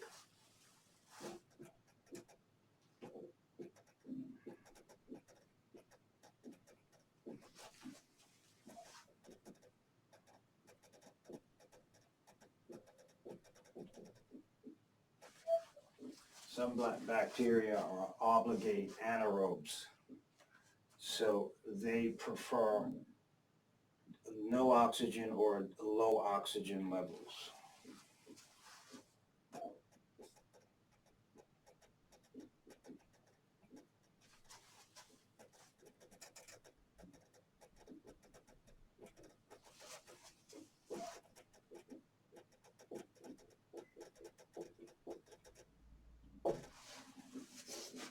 So if the oxygen starts to go up, these organisms will either die or they'll lose the ability to reproduce.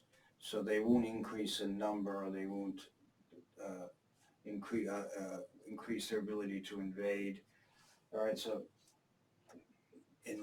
they survive well in low oxygen levels. So, for example, in the bowel, in the lumen of the bowel, in the intestines, there's low oxygen levels.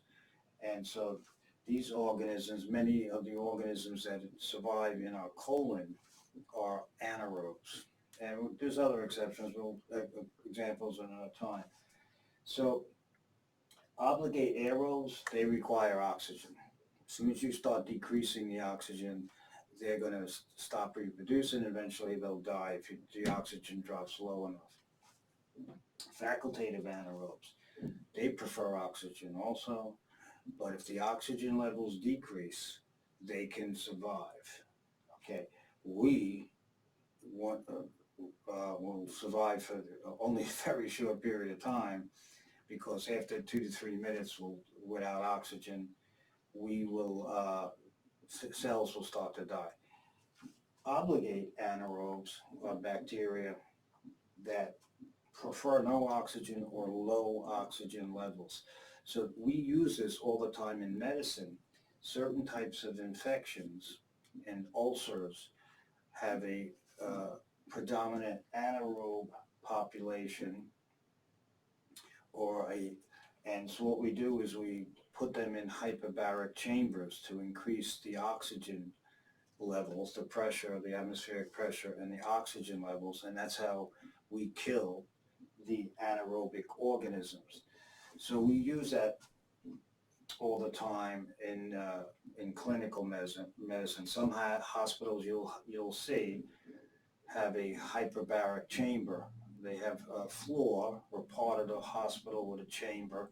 It's called a hyperbaric chamber, and it's used. One of its uses is to treat certain types of infections and different types of wounds and pressure ulcers that are infected with anaerobic bacteria.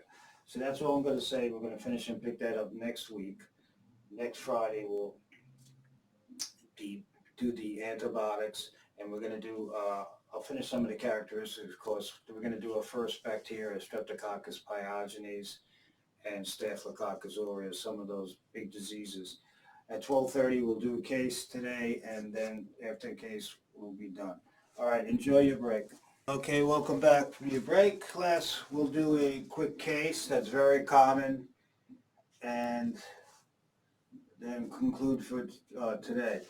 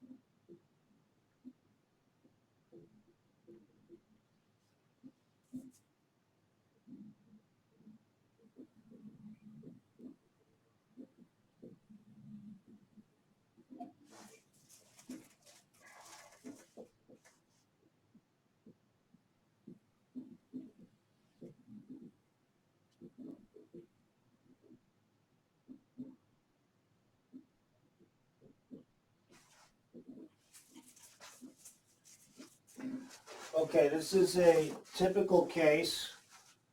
We'll keep it simple, so you'll start to see what some of these the workups are. So we have, and some definitions. PT period is for a patient. Patient is a 42-year-old female with a chief complaint. Now you could write with like that. CC, chief complaint of pain on urination, which is called the medical, she's not going to tell you she has dysuria, but the medical term is called dysuria. So she has pain and burning when she urinates. She also has an increased urge to urinate. So this is called frequency. So she has increased frequency.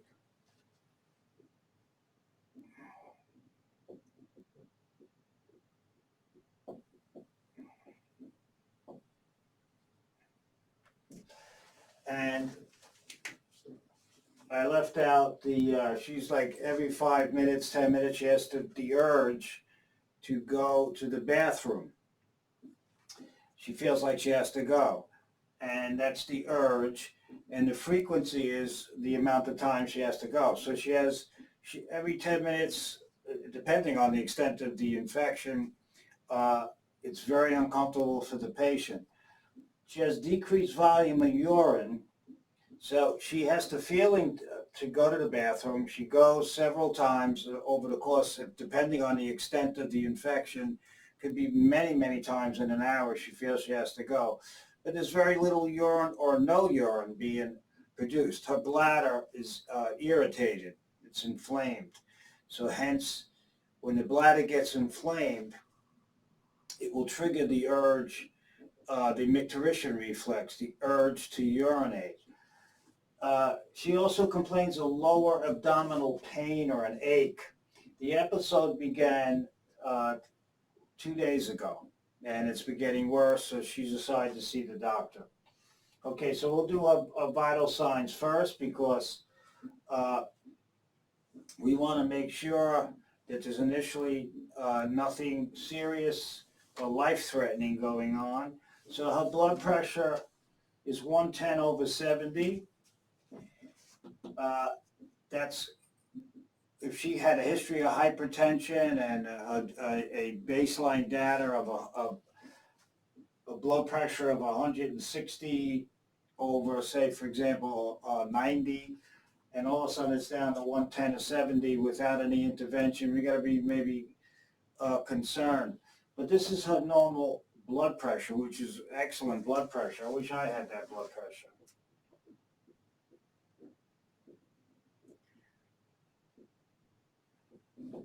So she's normotensive. Her heart rate is 74. That's within the normal range.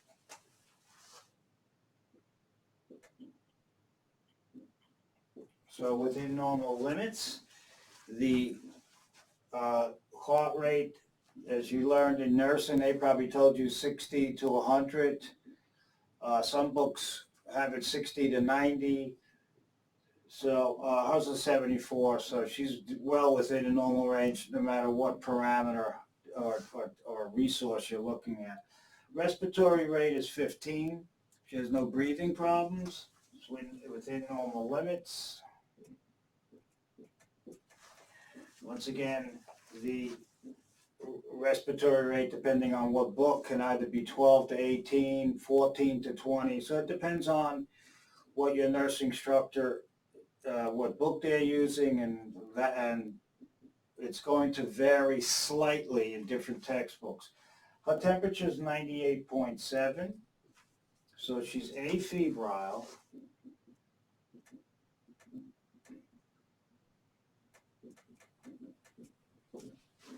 She's without temperature. Now, could this change?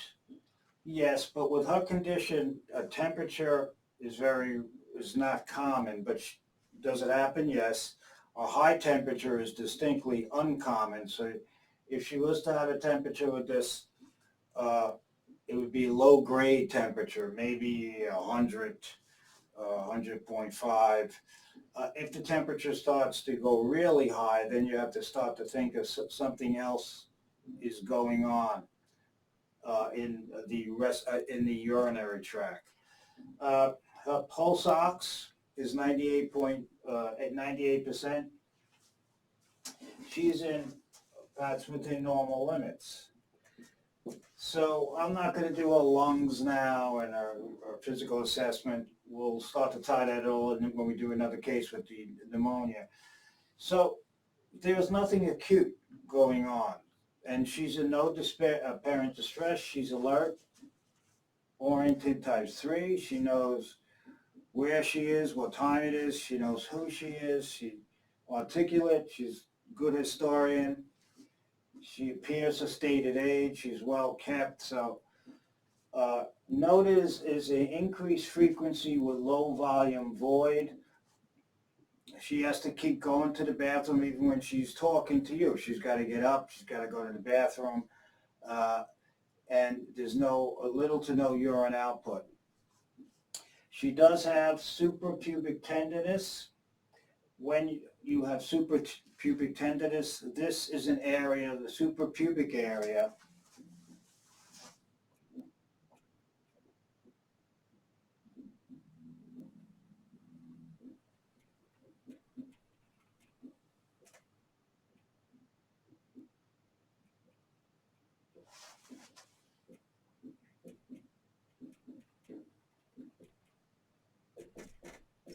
is right over the bladder. So when they start teaching you about field palpating over the bladder, you can tell if a bladder's full. If it's, say, for example, in an older patient, they haven't been urinating, and you can tell if urine's accumulating in the bladder. When you palpate over that region, whether it's inflamed or full of urine, you're going to have tenderness. So she has suprapubic tenderness. The suprapubic area or region is right over the bladder. So when you press on that, if the bladder is inflamed, it's going to hurt like hell. So this means the patient doesn't tell you I have tenderness. The patient tells you I have pain or an ache. When you palpate or touch that area, you elicit tenderness.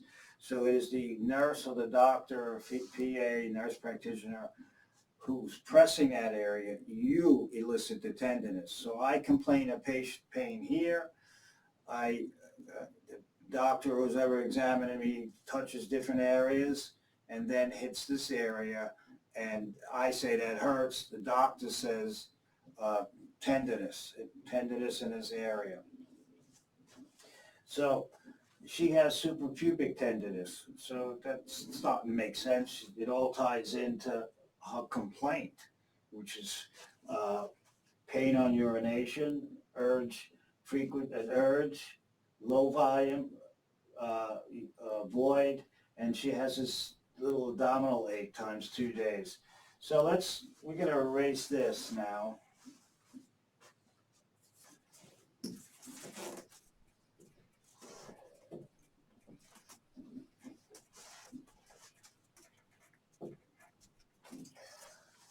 And so that was her complaint. Then you noticed you you palpated over the suprapubic area, you got tenderness, she complained of pain. You noticed that she had to keep getting up to go to the bathroom. She had this urge and frequency and of low volume. So even though she had to keep saying, I gotta keep going, she's not putting out any urine really. So let's look at a lab. So we did a blood work. The white blood cells, CBC once again means complete blood count. And a white blood cell count, WBC, stands for white blood cells. We will do the white blood cells for about an hour. I'll do some immune stuff and inflammation. So we will get back to the white blood cells, and I'll do some vaccinations, immunity, passive and active immunity. So her white blood count is 12,000. So the normal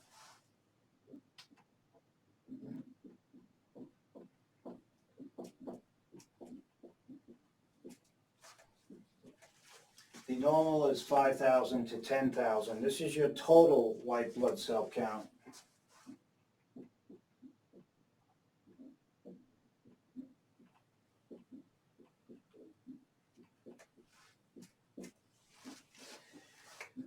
So that is all the different types of white blood cells in your blood in that particular specimen. So it doesn't tell you what type of white blood cell, it just tells you that's the total. So on a test or any NCLEX, whatever, remember there's a big difference between total and then the next thing is differential. The differential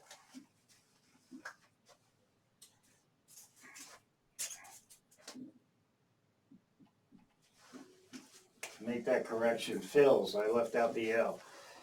The differential, the percent differential tells us about the different types of white blood cells. So how's this 12,000? That's outside the brackets.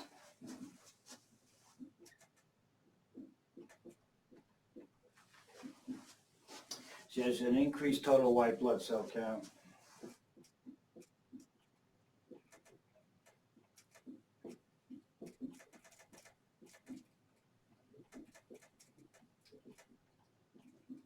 So you already know, we already covered this is called leukocytosis. So with leukocyte, she has a leukocyte, it's not that high, but it's still outside the brackets. So something's going on. So you'd think one or two things. There are many reasons why this would go up. We're not going into that. This can even go up when you exercise, and then an hour later go back to normal. But the two main things you should be thinking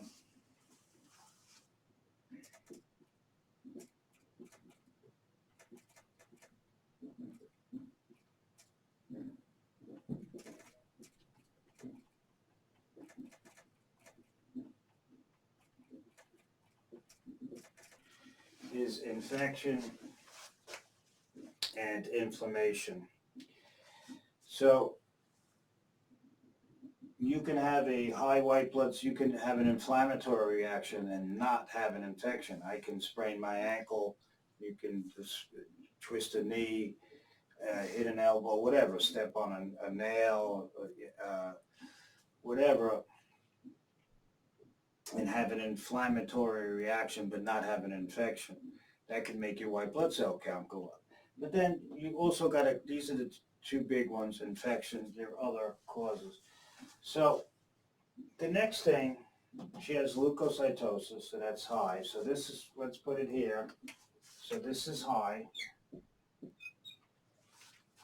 The next thing is going to check the differential, and one of the white blood cells we're going to check are the neutrophils. And this is her neutrophil count. That's why it's called a percent. So the differential tells us about the different types of white blood cells in this specimen. So this specimen just tells you, you have this many white blood cells.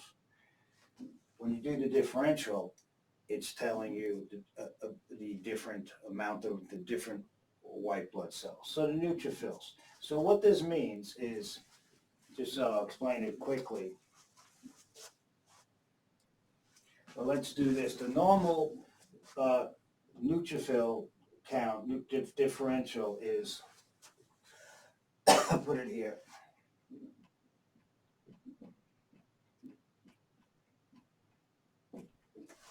$60 to 70%. So hers we see right here are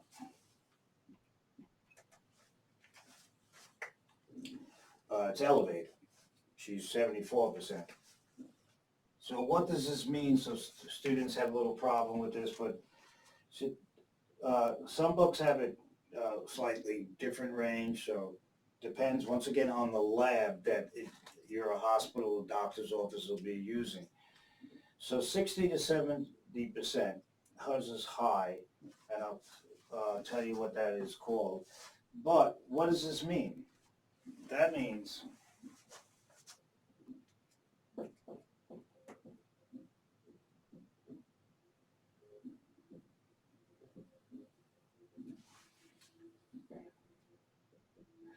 for every 100 white blood cells in this specimen, for every 100, there are 60 to 70 neutrophils.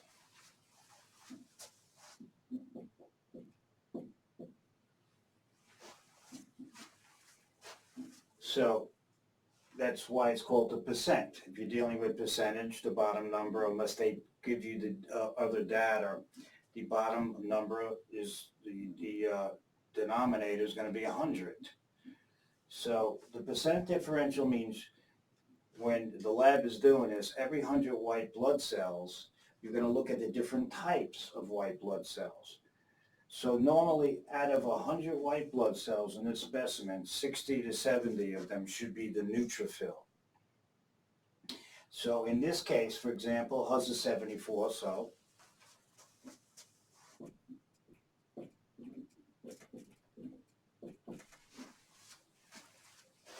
it's 74. So every 100 white blood cells, she has 74 neutrophils. So her neutrophil count is 74%.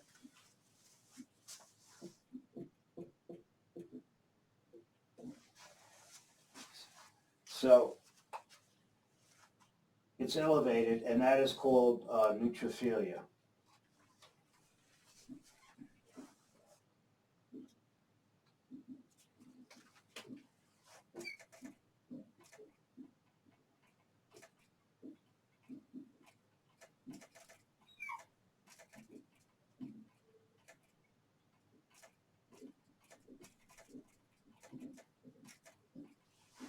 Neutrophilia just means an increase in the neutrophil count.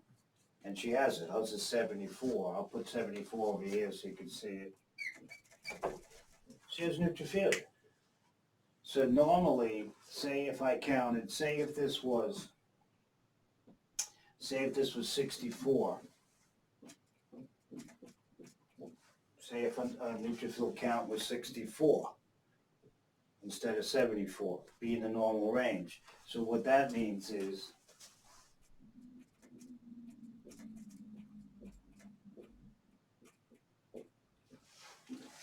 for every 100 white blood cells in this specimen, 64 of them are neutrophils, which is in the normal range. The neutrophil is the most abundant white blood cell in the blood.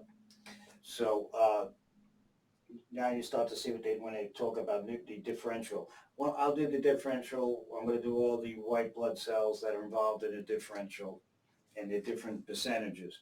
So you can see here, all that percent differential is telling you the different amounts per 100 cells of the various types of white blood cells. So we only did the neutrophil count of the percent differential. Hers is high. When that's high, one of the things the doctor, nurse practitioner should be thinking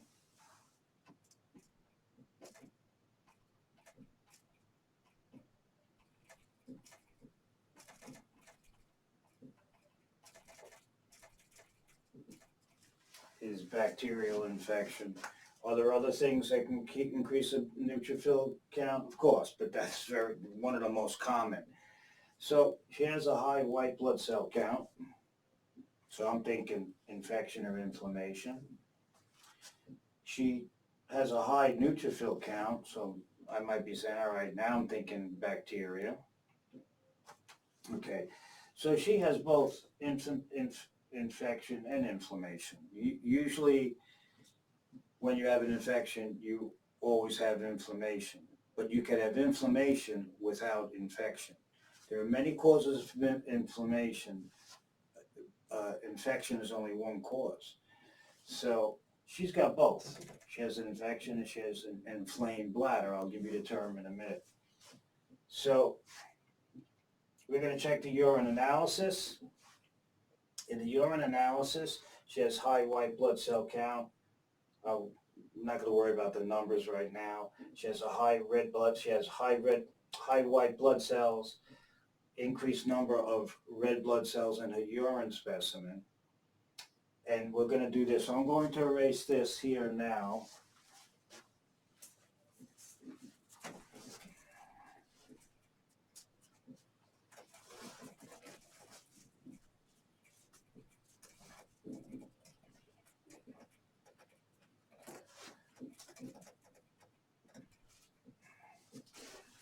So this here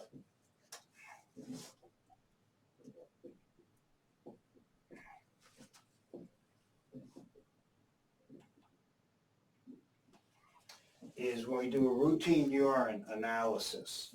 So an increase in white blood cells in the urine is called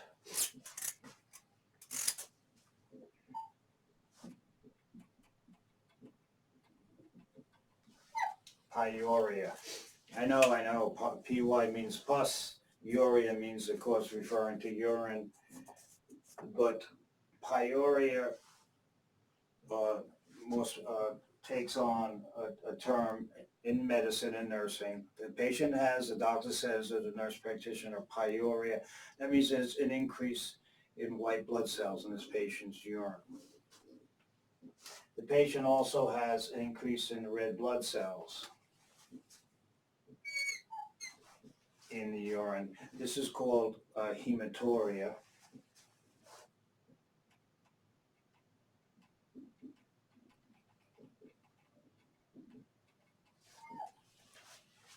Now, this, we didn't see, when we looked at her urine was clear when you look at it. So there's two types, general types of hematuria.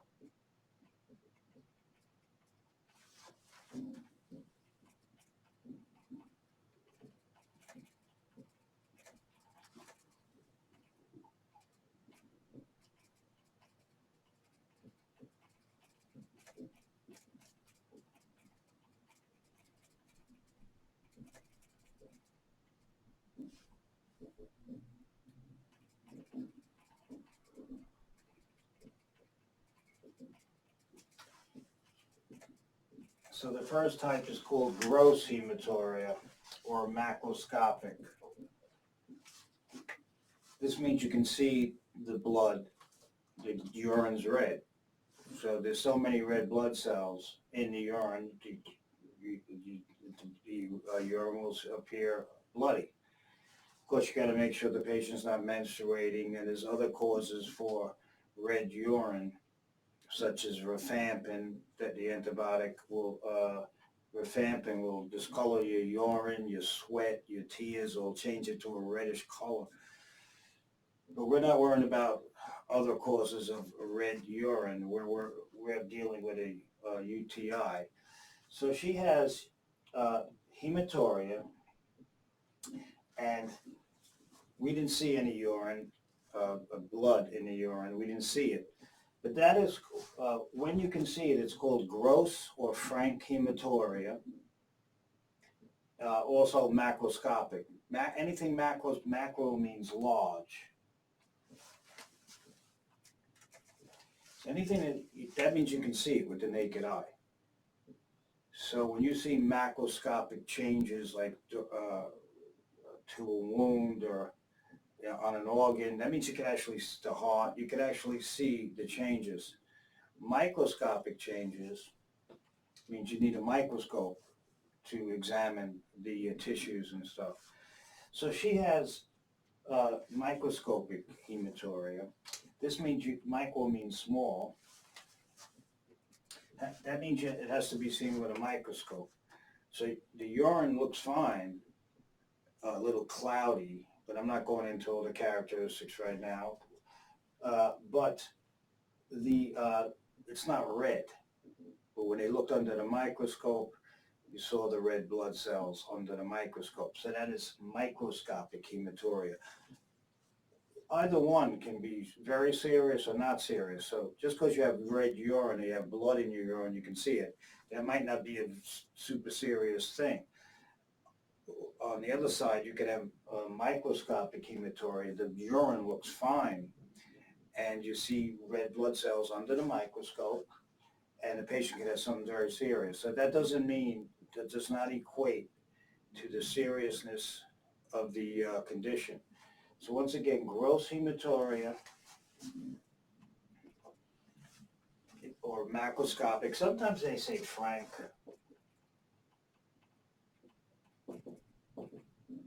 hematuria,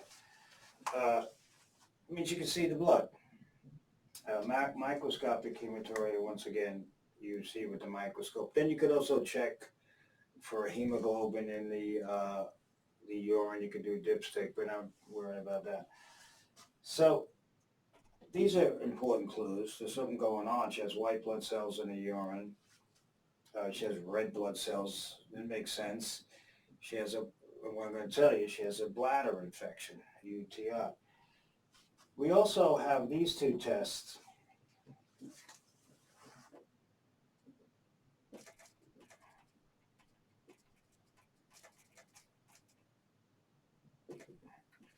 So when the patient gives a urine specimen, a little urine bottle, the lab can use a dipstick test and check this for leukocyte esterase and the nitrite test. Okay, these are two very quick tests that even in a doctor's office or in a lab or in a clinic, that the technician or the doctor can do, the nurse. And if these are both positive, we're not going into all the chemistry now, that's usually, if it's positive, indicative of urinary tract infection.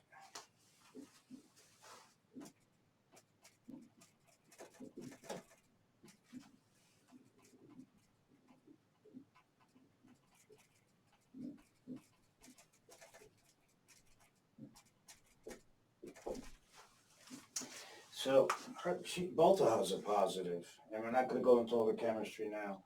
So these are done all the time, and it's very quick, 30 seconds to a minute, and you can get these results. So she has all the signs and symptoms of a UTI. She's not in distress, her vital signs are normal. Her white blood cell count was elevated, signifying inflammation, and in this case also infection. Remember, you can have inflammation without infection, but when you have an infection, usually, unless there's some major problem going on with the patient, you always have inflammation. So once again, inflammation, you can twist your ankle, have inflammation. You could have rheumatoid arthritis, osteoarthritis, inflammation. That does not mean you have an infection. The flip side, if you have an infection, you're usually going to have an inflammation associated with it. It's very rare for that, very, very rare, unless the patient has some sort of immune disease. So we then did her urine. Oh, her neutrophil count was up. So we're worried about infection, but now we're thinking about bacterial infection. We checked the white blood cell. Increased number of white blood cells in the urine is called pyuria. Increased red blood cells in the urine is called hematuria, and we did the two general types. We did a dipstick on her routine urine, and positive leukocyte esterase, positive nitrite, usually indicative of UTI. The last thing we got to do, we're going to erase this and make our diagnosis, is you got to do a urine culture. So it says culture and sensitivity report pending. So I'm going to erase this.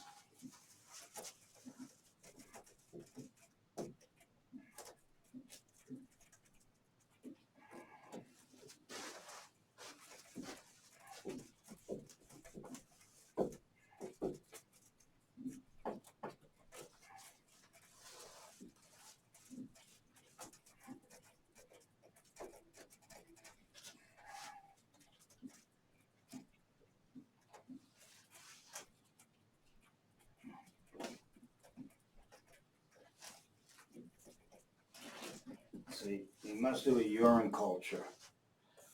So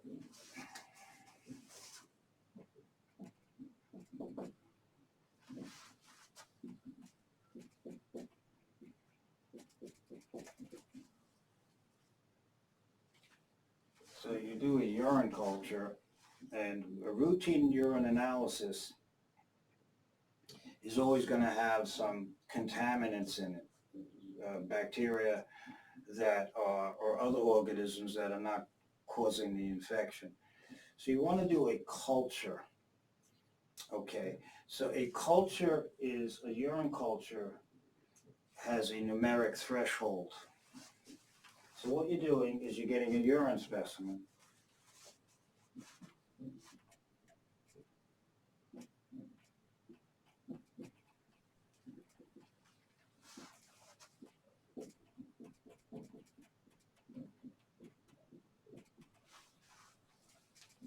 And once again, the key point, I'll write it in a minute, the urine in the bladder is supposed to be sterile. Okay, so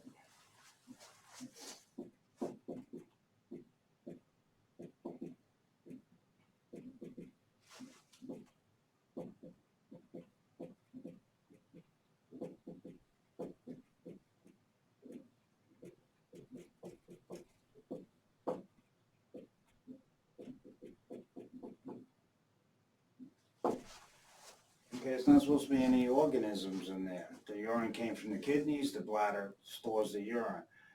You're going to see in hospitalized patients and nursing home patients, patients that have catheters, that's never going to be the case.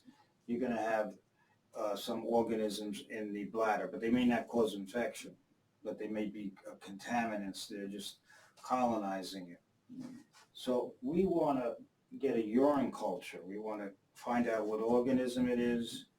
Then we want to do a sensitivity for antibiotics. So we're going to get a urine specimen. How do we do that? The first way, and this is based on a numeric threshold. Why? Because the urethra, the distal end of the urethra is always contaminated. So we're going, let's do that here. So you'll see.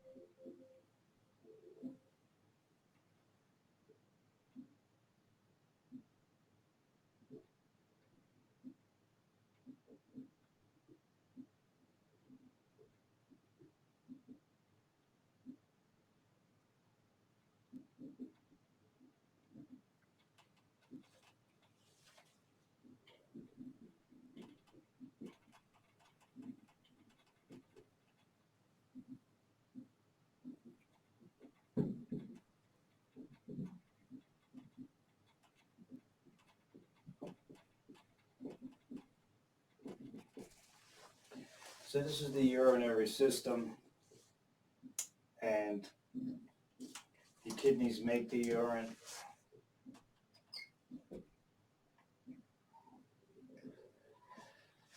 It flows down the ureters.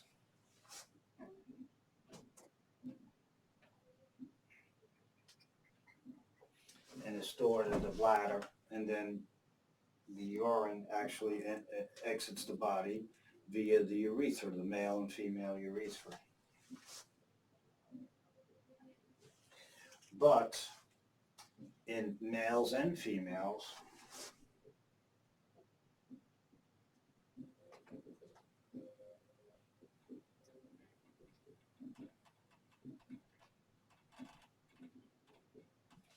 the distal end of the urethra, right near the opening, is usually contaminated. So when you give a routine urine specimen and you urinate, you're going to push these out into the specimen bottle. Same thing when you go to take your urinate and you go in the bowl.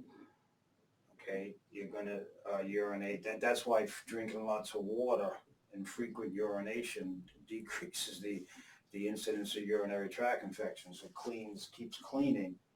That strong flow of urine keeps flushing out those colonizers. So these are bacteria. So in that routine urine analysis that we did, we checked all those tests. We can't check the culture, the bacteria, because it's contaminated. That's going to be false results.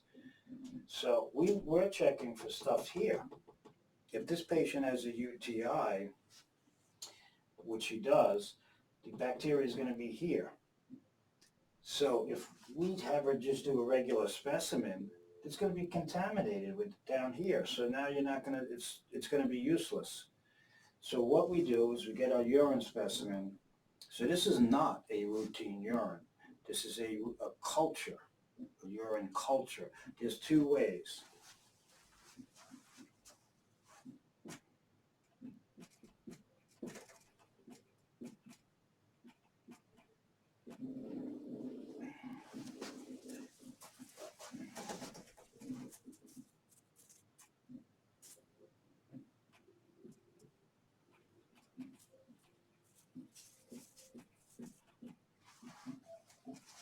The first way is called a midstream void. Sometimes they call it a clean and catch. So midstream void, that's the first way, and many of us have had to do a midstream void for whatever reasons. Midstream means you stop it. You start urinating, then you stop midstream. Okay, so you urinate into a cup, then stop.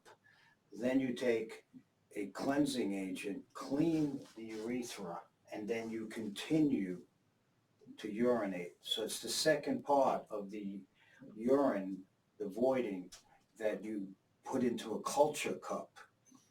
So the first part you discard, and then you stop. That's why it's called midstream. You're urinating, and stop, and for 5 seconds, and then clean the area, and then continue to urinate. It's called midstream voiding or clean and catch. And this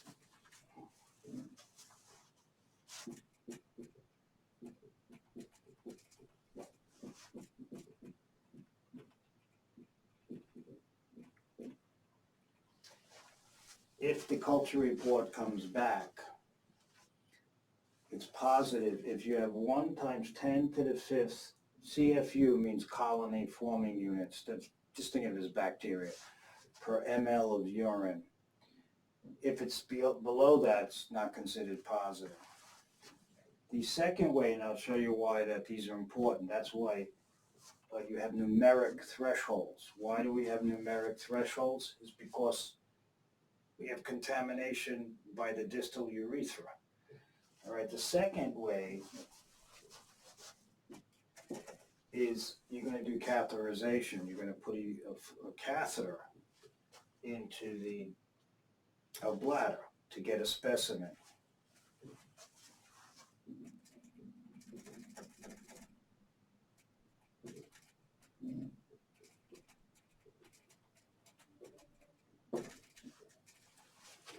So most patients don't go for that, but it's believe it or not, catheters, if it's done by someone who knows what they're doing, the placement of a Foley catheter shouldn't be painful.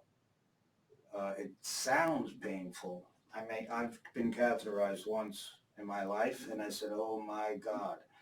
But it was over in less than 10 seconds. there's like a little sting, but you are imagining, oh my God, they're putting a tube into my urethra. And unless you have some sort of problem going on with the urethra, it should be virtually painless, okay? Even though it looks like it's excruciating, it should not be, unless the patient has a severe problem with the urethra and inflammation of the urethra, that might be different. But she didn't have any problems with the urethra, her problems with the bladder. She has a UTI. So catheterization, you gotta put it in tube using sterile technique.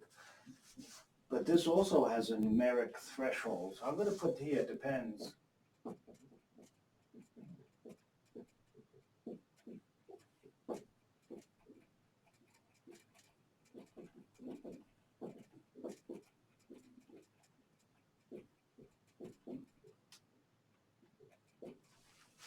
On a numeric, that means number. So when you do a urine culture, it always depends on a number. You have to hit a certain number. So if you have at least, you have to have at least, I'll put it like that, greater or at least 1 times 10 to the 5th CFUs, once again, is colony forming units. CFU, colony forming units. Once you hit that with a midstream, the culture is considered positive. With catheterization,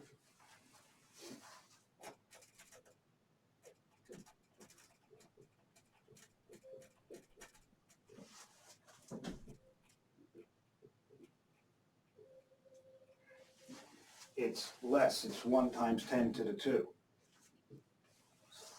colony formulating units. But you notice both, you would think that there's no threshold needed for a catheter. If you have organisms, it's going to be positive, no matter if you have 10.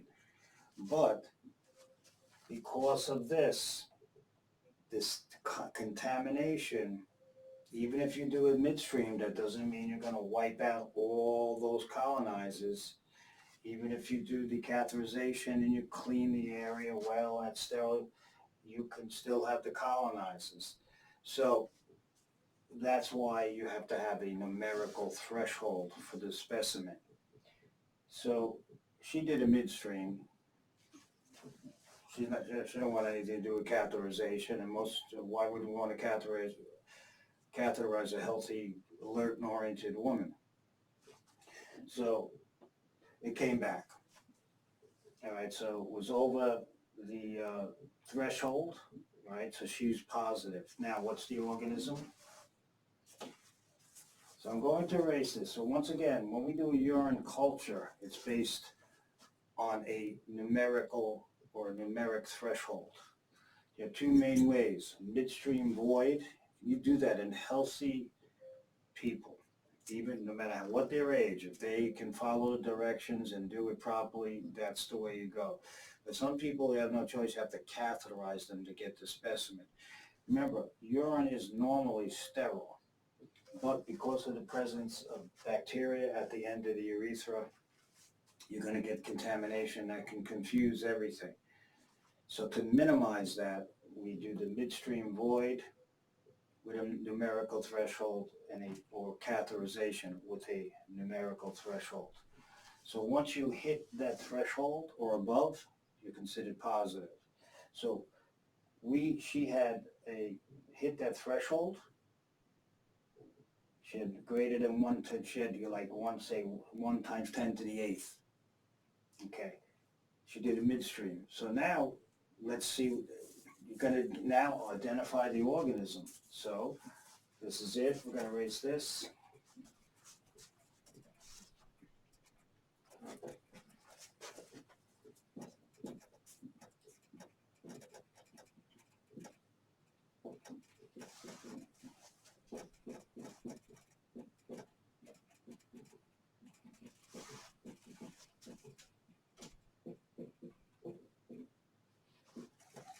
The organism, we're almost done, is Escherichia coli. I'm really not surprised. That's by far the most common cause of UTI. So what's her diagnosis? So I'm going to erase this in a minute, but her diagnosis is this is a first, this is called a simple UTI.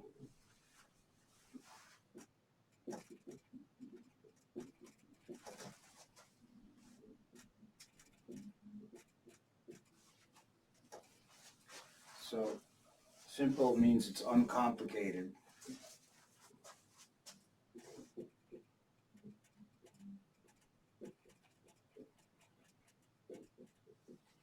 This is a lower urinary tract infection. Kidneys would be upper.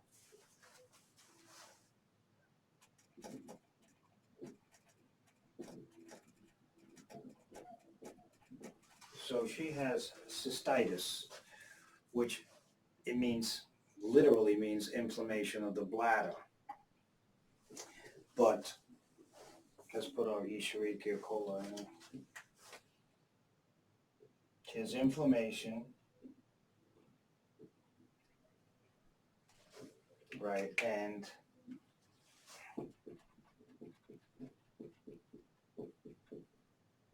here's our bacteria, E. coli. You notice they have circles around it, they're not the same.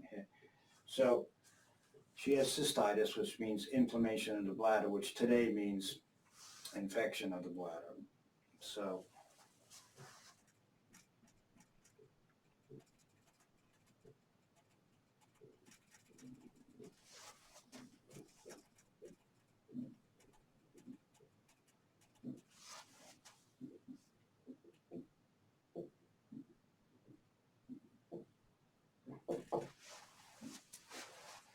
So she has a simple UTI, uncomplicated.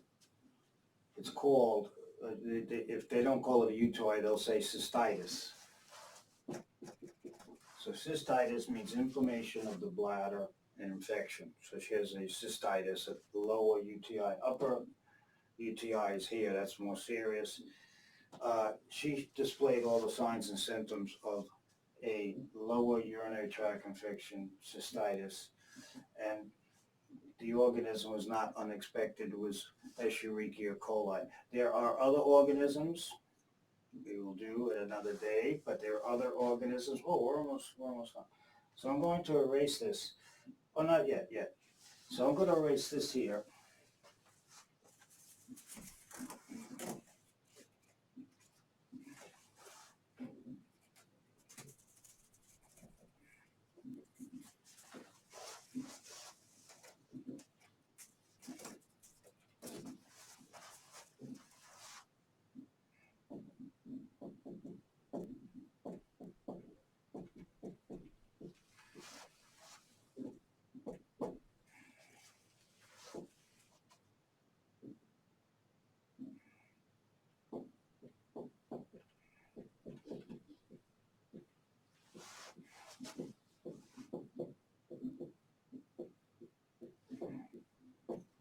So I'm going to give you the main risk factors for which you're going to have to know for your NCLEX and for med-surg in a female. Number one, anatomy is the biggest one.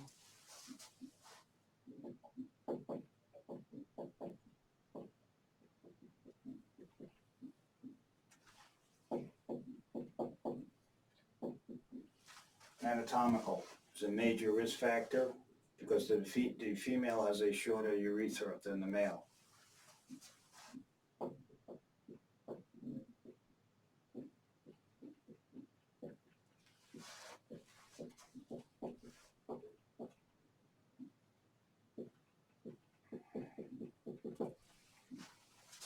So most, not all, but most cases of cystitis, lower urinary tract infection, are caused by bacteria migrating up the urethra and entering the bladder. So these are not pathogenic, but she might also be colonized here with some E. coli. And that probably came from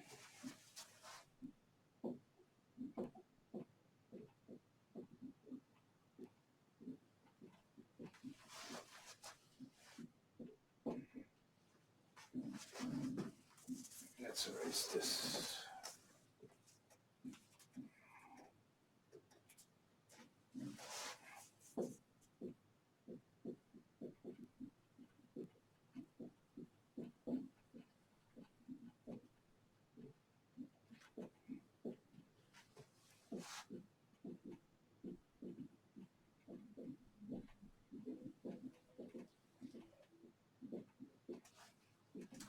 proximity of the urethra, that's the second anatomical factor.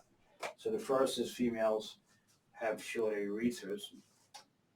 And also the proximity of the urethra in the female to the vagina and the anus. Remember this.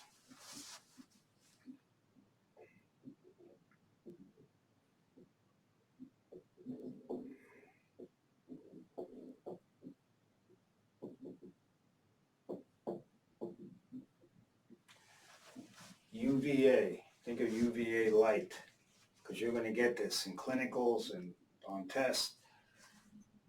That is the opening to the urethra, the opening to the vaginal wall, the vagina, and the anus. The opening to the, and opening and exit to the rectum. So pathogenic bacteria or bacteria like E. coli can move up. Remember, they can be found normally in the bowel, but now they ascend. They can contaminate the vagina and eventually contaminate the urethra, and eventually they can migrate up and they're no longer contaminated, causing a disease. So these are two main factors for anatomical factors that increase a female's risk for UTI, cystitis, short urethra, and the arrangement of the urethra, the vagina, and the anus, all close together, those openings into the body, and therefore the risk for infection goes up. So certain bacteria can attach to that wall. We'll do that next week when we do bacteria. So she has, that's a diagnosis.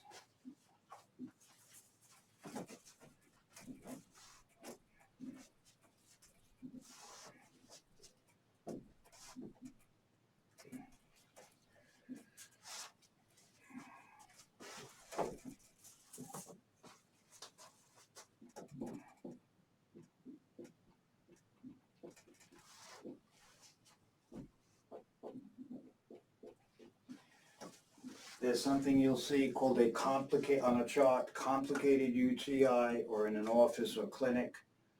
A complicated, so that she had a simple, that was her first urinary tract infection. Complicated UTIs take on several meanings. Before we go, we're almost done. That means frequent UTIs in women. That means now every time they get it, it's considered complicated.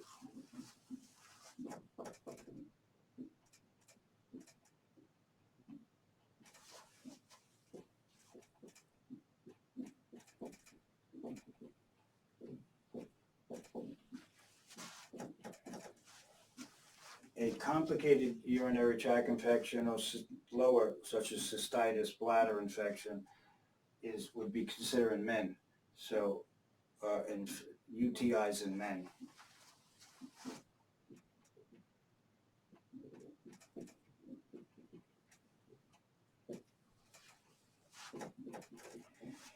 It would also be complicated if it was in a UTI in a pregnant woman.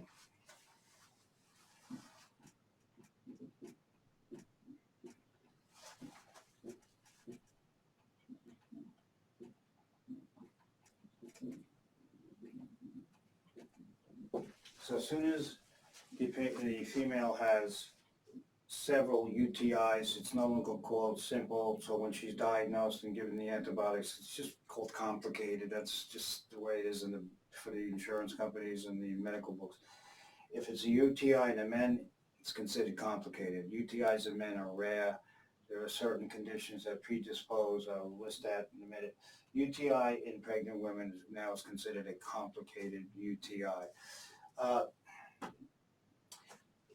The last I'll just put is, of course, any type of neurological or anatomical problem. Patient has spinal cord injury, all these different multiple sclerosis. So the patient has an overactive bladder, an underactive bladder, and that can increase the risk for your UTI. So any type of physiological or anatomical abnormality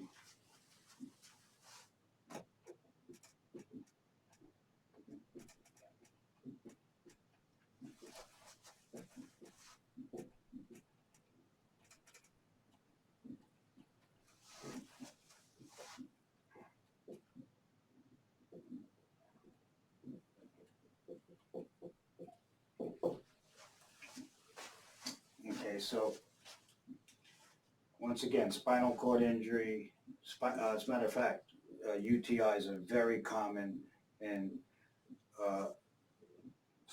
patients that have spinal cord injuries. They're not mobile, they're bedridden, so the risk for UTIs goes up. They suffer frequent, male or female, urinary tract infections, or an anatomical abnormality. I'll give you an example of that. I'm going to erase this, and we're almost ready.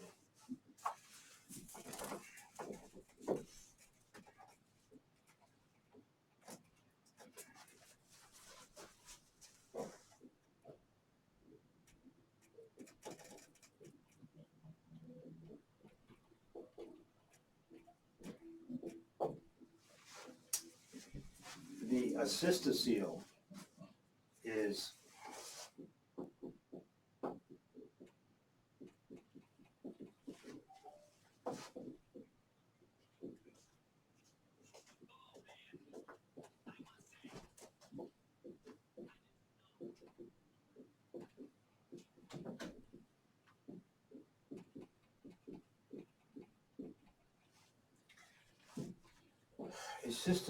is a general term. There's different types of that, but this is when you have a protrusion of the vagina into the bladder. So the vagina is pressing on the wall of the bladder. It's not entering the bladder, but it's pushing on it. And so that changes the anatomical arrangement of the bladder, and that can increase the risk for a bladder infection. So once again, acystocele is when you have a protrusion, the organs are shifted a little. It's very common in certain types of populations, and this is when you have the bladder wall and the vagina is pushing into it or protruding and pushing on the bladder wall, and that can also increase the risk for infection. So these are some of the causes. Okay, you'll get this, I would imagine, in your OB/GYN courses your last semester. Treatment, we're going to save for next week.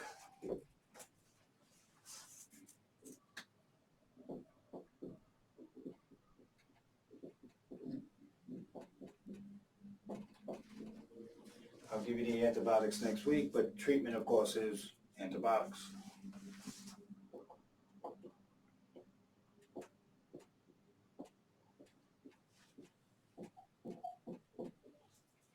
And I'll give you another medication, phenylpyridine. It's called Azo. You can buy it over the counter, or you could, the doctor can write a prescription strength. This will you can take for 48 hours. This is an analgesic, and you take it, and that helps reduce the pain of the dysuria. So I'll do that. I'll list some drugs next week. I'll let you get out of here. And this is a typical urinary tract where we did a pretty good workup with it. And next week I will, because that'll take a little while to give you the various antibiotics that are commonly used for UTIs. And I'll give you some other organisms, and I'll also give you the medication that you should only use for about 2 days to help control the pain, the dysuria. With that, any issues? Email me. Still, I haven't had to check to see if my iPad email is working, but I can check it on the emails on the computer. All right, any issues, email me. Stay safe and well. If anything changes, I will email you. Otherwise, stay safe, well, your families too. Enjoy your weekend.